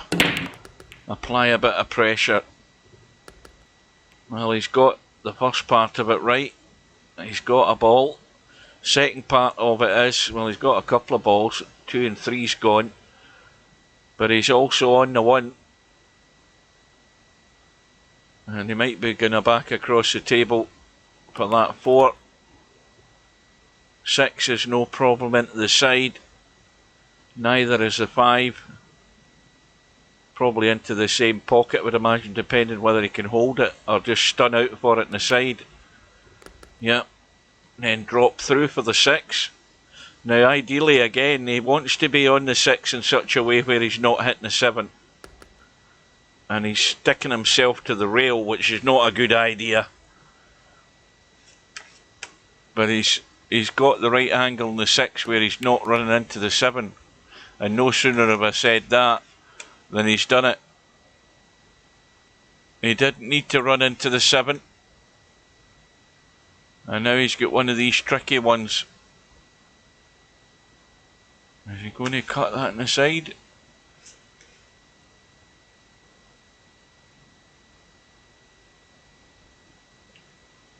And that's why he's missed the 7.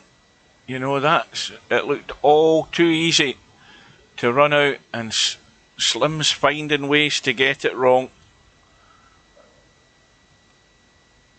And from staring at being 3-1 up, it's going to be all square.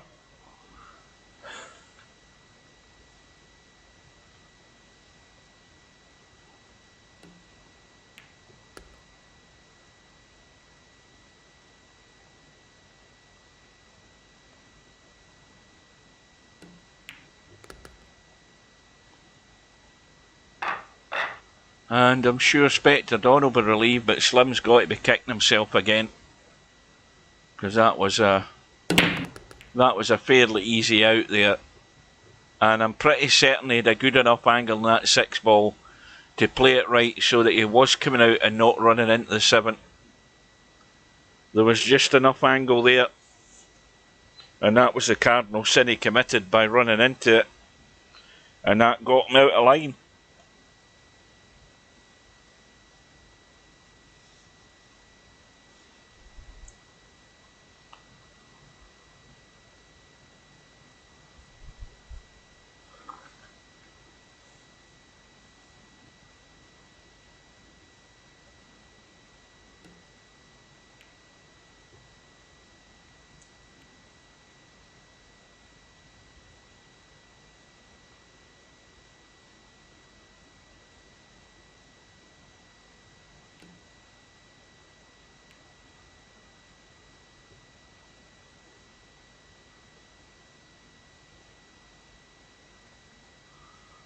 Well, it's not difficult for Spectre Don to escape. He's only got to be careful that he doesn't follow this 1 ball in.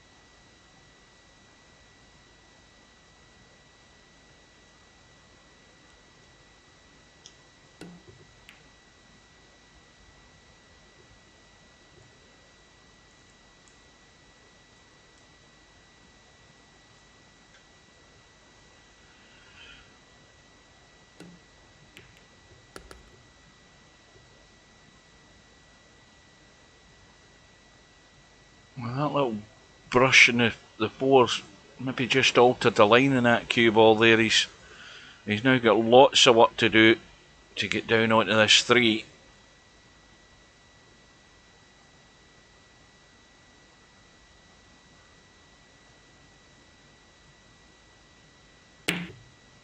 Well, he's playing the bank, hoping he gets lucky. Oh, what a kiss in the 6. That has worked out perfect. Bit of good fortune at the right time's what you need.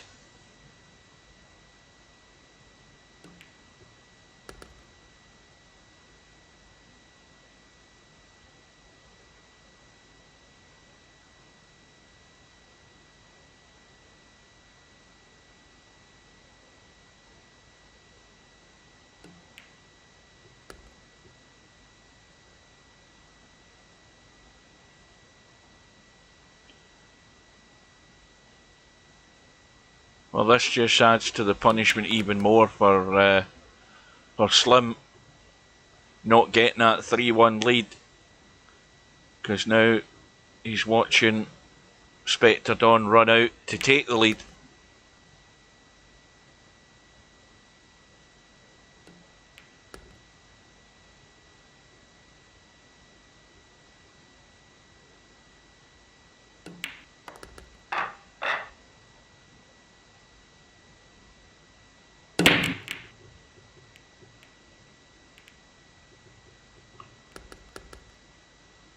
Well, a couple of balls dropped in at the last second.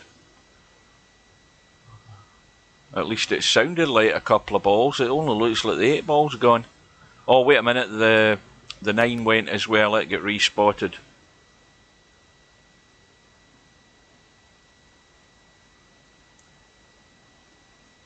Yes, Potman.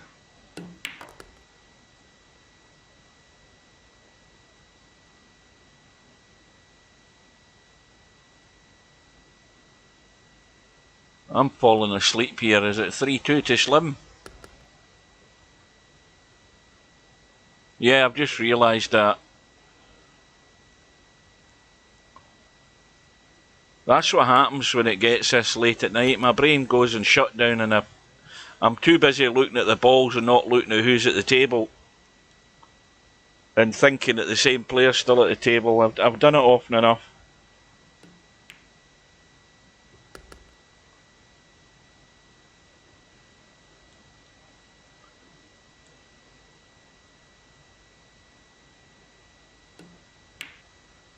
Well, in fact, I'm sitting back in my chair. I can't.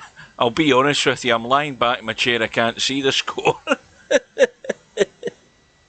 I'm trying to keep my eyes open. But it is Slim at the table, and he is up, 3-2.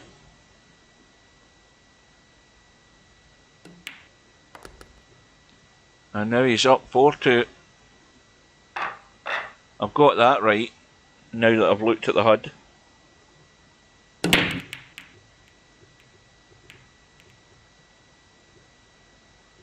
Yeah, it's definitely wear and tear in the brain at this stage of night when you've been up. I mean, let's be honest, I've been up since 4 o'clock yesterday morning, and it's now 10 past 10 at night. You know.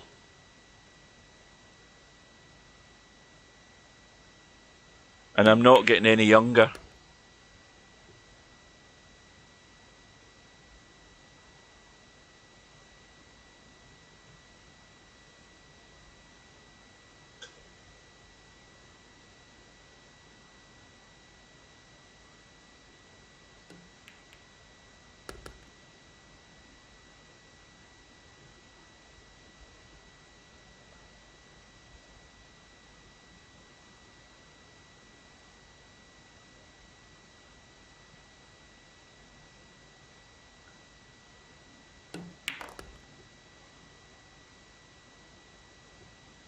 That's Spud Boy.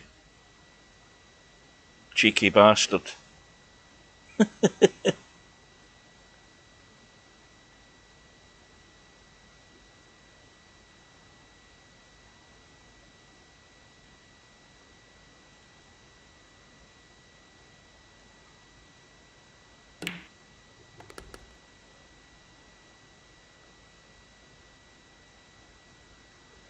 You're a bit late to the party.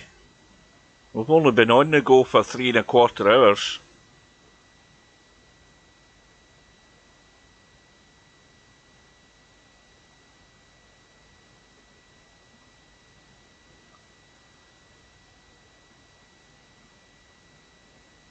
Anyway, Spectre Dawn trailing by 4 racks to 2 now that I know what's happening in the game.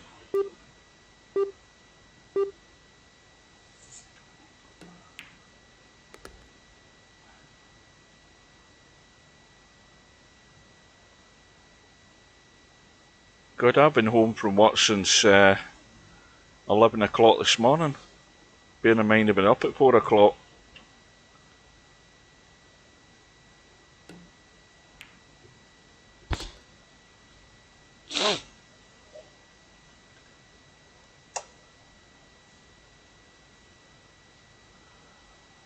And I'm still in the position that I don't know what happened in the snooker tonight, and I don't know what if the Moscone Cup is all over, done and dusted. I'm assuming it is. I've had no information from anybody. That was a good shot. Now, again, he has to avoid the 9. He doesn't want to run into it. So you let me work this out now. It's 10:15 here, so it's 4:15 where you are in Central Time in the afternoon. I think that's right. 4:15. Well, Spectadon gets one back. And remember, Slim is out for revenge. Spectadon put him to the one loss side. But ball in the break. A thin cut in the one into the side. Now he might be able to drag this in and just come up past the 9 again. For that 2 into the bottom left corner. And then 4 into the same pocket. But then the problems start, because then he has to come down the short side if he's going to get on that 5. And the 6 to follow. So everything's all adjacent there. But then the other problem is the 9's down the table. So he's got the first shot correctly. He can now see the 2. And then up into the table for the 4. Now, the ideal shot in this 4 ball would be to be fairly straight on it, so that he can draw up the table and try and get into that zone that will give him the cut on that 5. Sort of somewhere in there. Yeah, he's way short of it. I mean, he can still cut the 5, but it's much tougher from where he is. And then, of course, he's going to have to run up and down the table.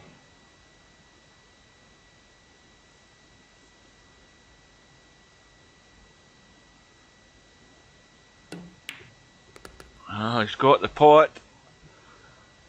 And he's going to be hooked. Stone dead hooked behind the 7. So Slim, get ready to pounce. You might have a chance here to stretch that lead again.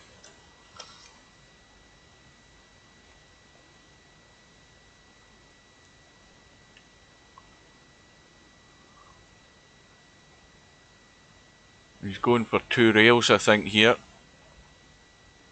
Trying to kick it up the table, but that's the problem when you kick in behind a ball near that rail, or the bottom rail or the top rail. You can always skid off it and scratch, so it's a gilt edge opportunity with ball in hand.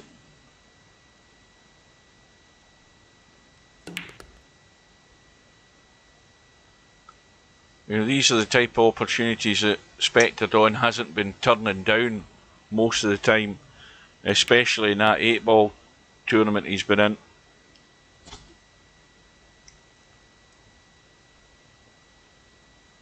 He's been in some reasonably good form the last couple of weeks, having played in the 8-ball World Championship. Getting well used to the 10-foot table he was as well.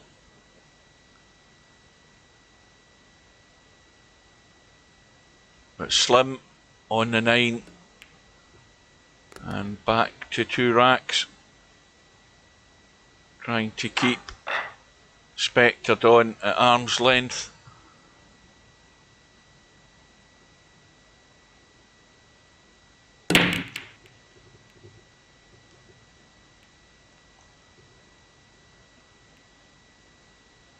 Well, I'll need to watch that video because I don't even remember what I'm saying at this time of night. I mean, I should have been long gone an hour ago in Cloud Cuckoo Land, counting sheep. The brain takes over when your brain decides, listen, you're going to sleep. Then, as much as your willpower is trying to keep your eyes open, your brain's working against you. You know, when you've been up for all that time, 4 AM in the morning, gone to work, driven 16 miles there, 16 miles back, and in between that you've did a shift, and when you get to this time of night and you know that you've only got barely 5 hours sleep before you're back at it again, your brain can't handle it. It needs to have that rest period in it. I mean, for 7 years I've not had a full night's sleep, let's be honest. I mean, and even on my days off I don't have a full night's sleep. My body clock wakes me up at 5 o'clock in the morning. And the best I could do is maybe go to the bathroom, go back to bed and sleep for another hour if I'm lucky. But your body gets so attuned to it that your just natural cycle is that you wake up anyway. Oh, Semi-Pro's still awake. I bet he's been gone for 3 hours.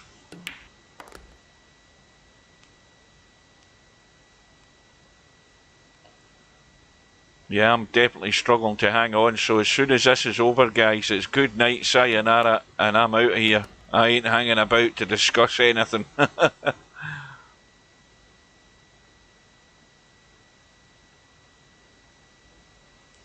How many matches have I streamed in that 8-ball tournament? The playlist is up there. It's been updated on YouTube. Have a count at it. How many? In fact, all the streams have got more than one match in them. There's some of them have got more than one match. Not all of them. There's a few of them. But I have done a shitload, as they say. That's the collective term for a lot.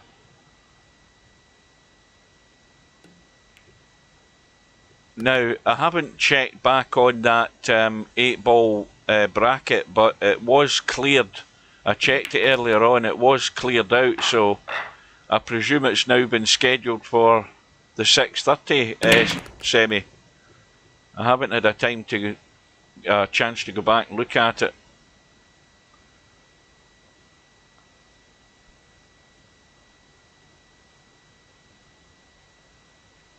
Right, you think I should stop then? Okay.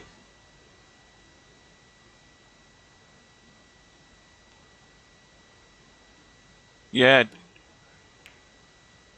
Oh, it's at 6 PM now. Aye. Go and count up the total hours that are streamed. That's what it should have on YouTube. What a playlist total comes to, because God knows how many hours it is. I mean, admittedly, most matches are lasting like 90 minutes on average, round about that on the winner's side. But if you get bits of another match added on to it, it's like a 2-hour stream, 2.5-hour stream sometimes.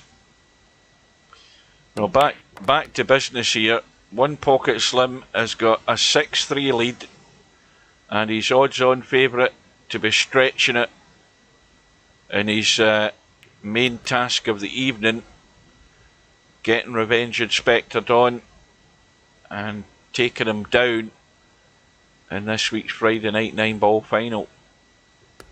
And he's looking very good now.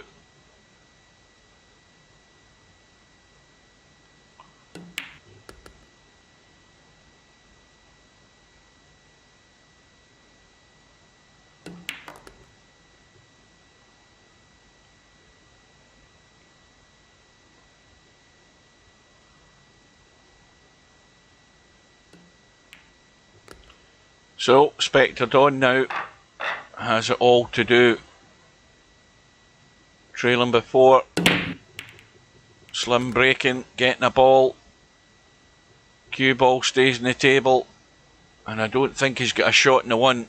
Let's have a look. Well, the one's not going. I mean, he does have a 1-8 combo. He's having a look at it. It's not a gimme.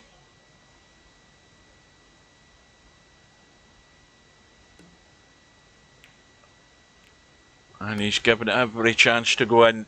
Dead weight pace. And now into the table to see the two. That's all you're bothered about here.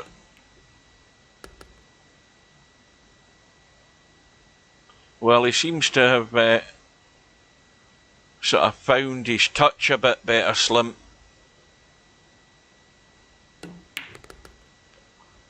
Without hooking himself behind the 7, that is. Oh dear. Well, the commentator's curse worked perfectly there. No sooner have I uttered the words he seems to be finding his touch a bit better, he's locked himself behind the 7. I'll tell you, I'm definitely a genius. I can go into people's room and jinx them immediately.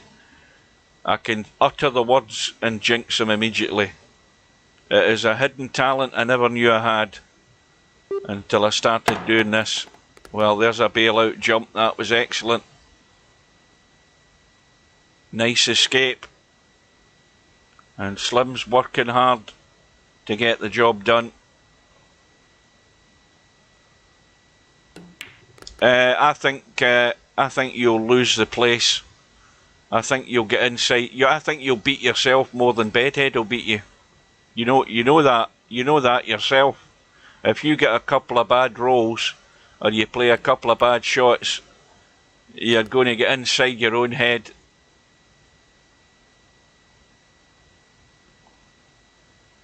I know that as soon as you start typing stuff in the chat. I'll know that immediately when I see it.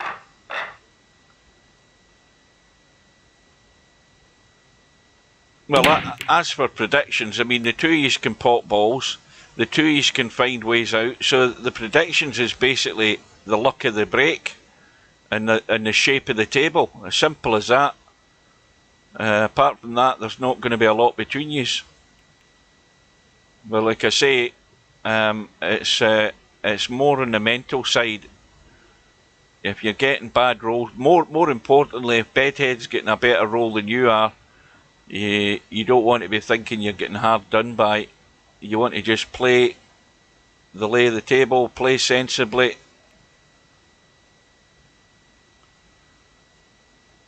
Yeah, I haven't been near No Man's Sky since the update. I haven't done any of those expedition things at all either. I've had no time.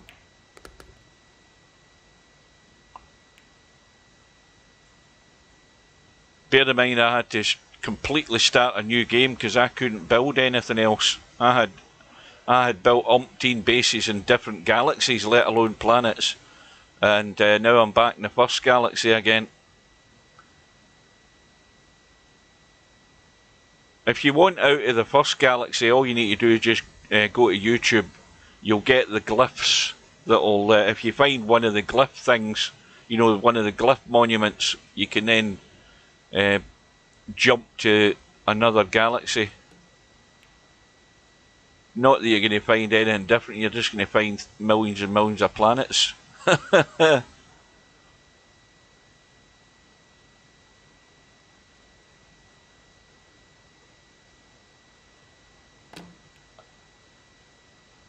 Well, Slim, this time, fails in a jump. Have you been watching any of these glitch building videos on YouTube?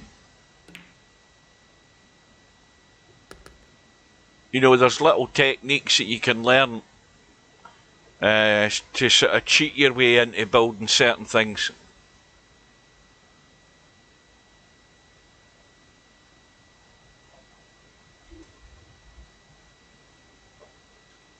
Are you really sure about that? You know, there's a No Man's Sky wiki page.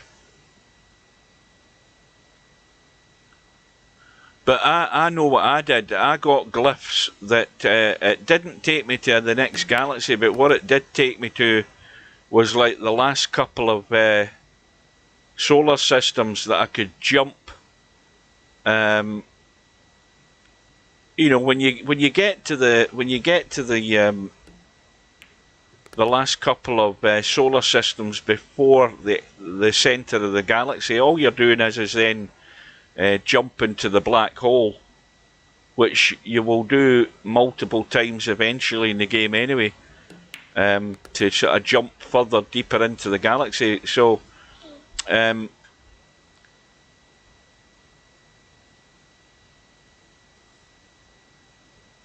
all the what hotspots? What's an FOTM hotspot? Or is that a typo? I don't know the lingo. Well, that mistake with the jump shot from Slim has given Spectre Dawn a lifeline to try and get back into this match. Slim, though, on the hill, needing one.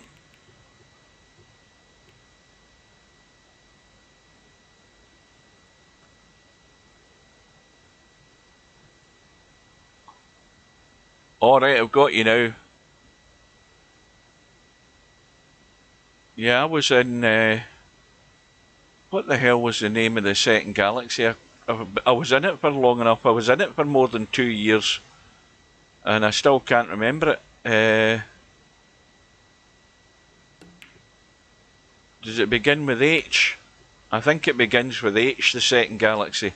The name of it, but I can't remember it. It'll probably come into my head when I'm at work tomorrow. I'll text it to you.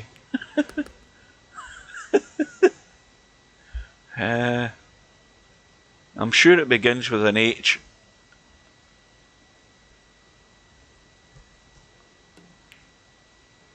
And all the time, when you see those big robot... I've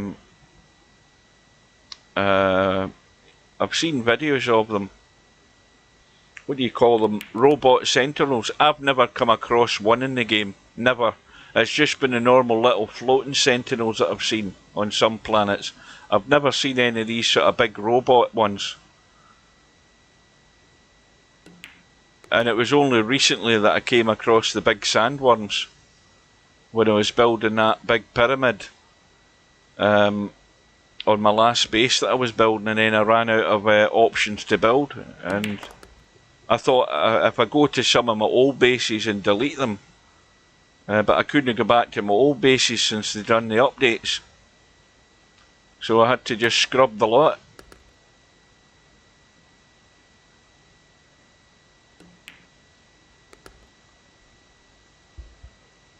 Yeah, you've got to be careful when you're building bases, by the way. If you go over the limit of the base, you can't upload them to the No Man's Sky server. I always built bases well beyond that. That last one I built had more than 5,000 bits in it. That was like 2,000 over the limit. No wonder, because once I start, I can't stop. I just get ideas floating into my head as I'm building things. I mean, and my very first base that I constructed ended up being 2 bases, and I had tunnels running under the ground that then come out into a lake, and you could walk through the tunnels. This was before they brought out the water building stuff. I had actually built tunnels under the ground that then led you under a lake, so you could walk and look through the glass ceiling at the water above.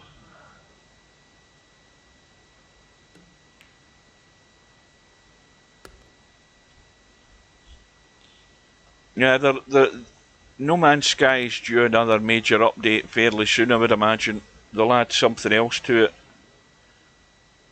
What they want to do is when they did a survey, I said, well, we need an awful lot more construction parts in it, and a lot more freedom to use the different pieces, because there's lots of things won't work together.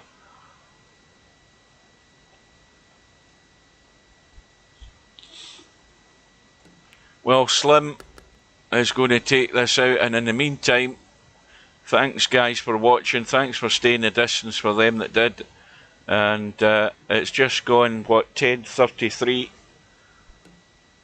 But Slim is getting revenge. And he's going to run out by 9 racks to 5. And I will bid you good night and thanks for watching. And if you can, join us tomorrow night, just before 6 o'clock GMT. We'll have the match between Bedhead and Semi Pro in the 2021 8 Ball World Championship. So take care, thanks for watching, good night, stay safe.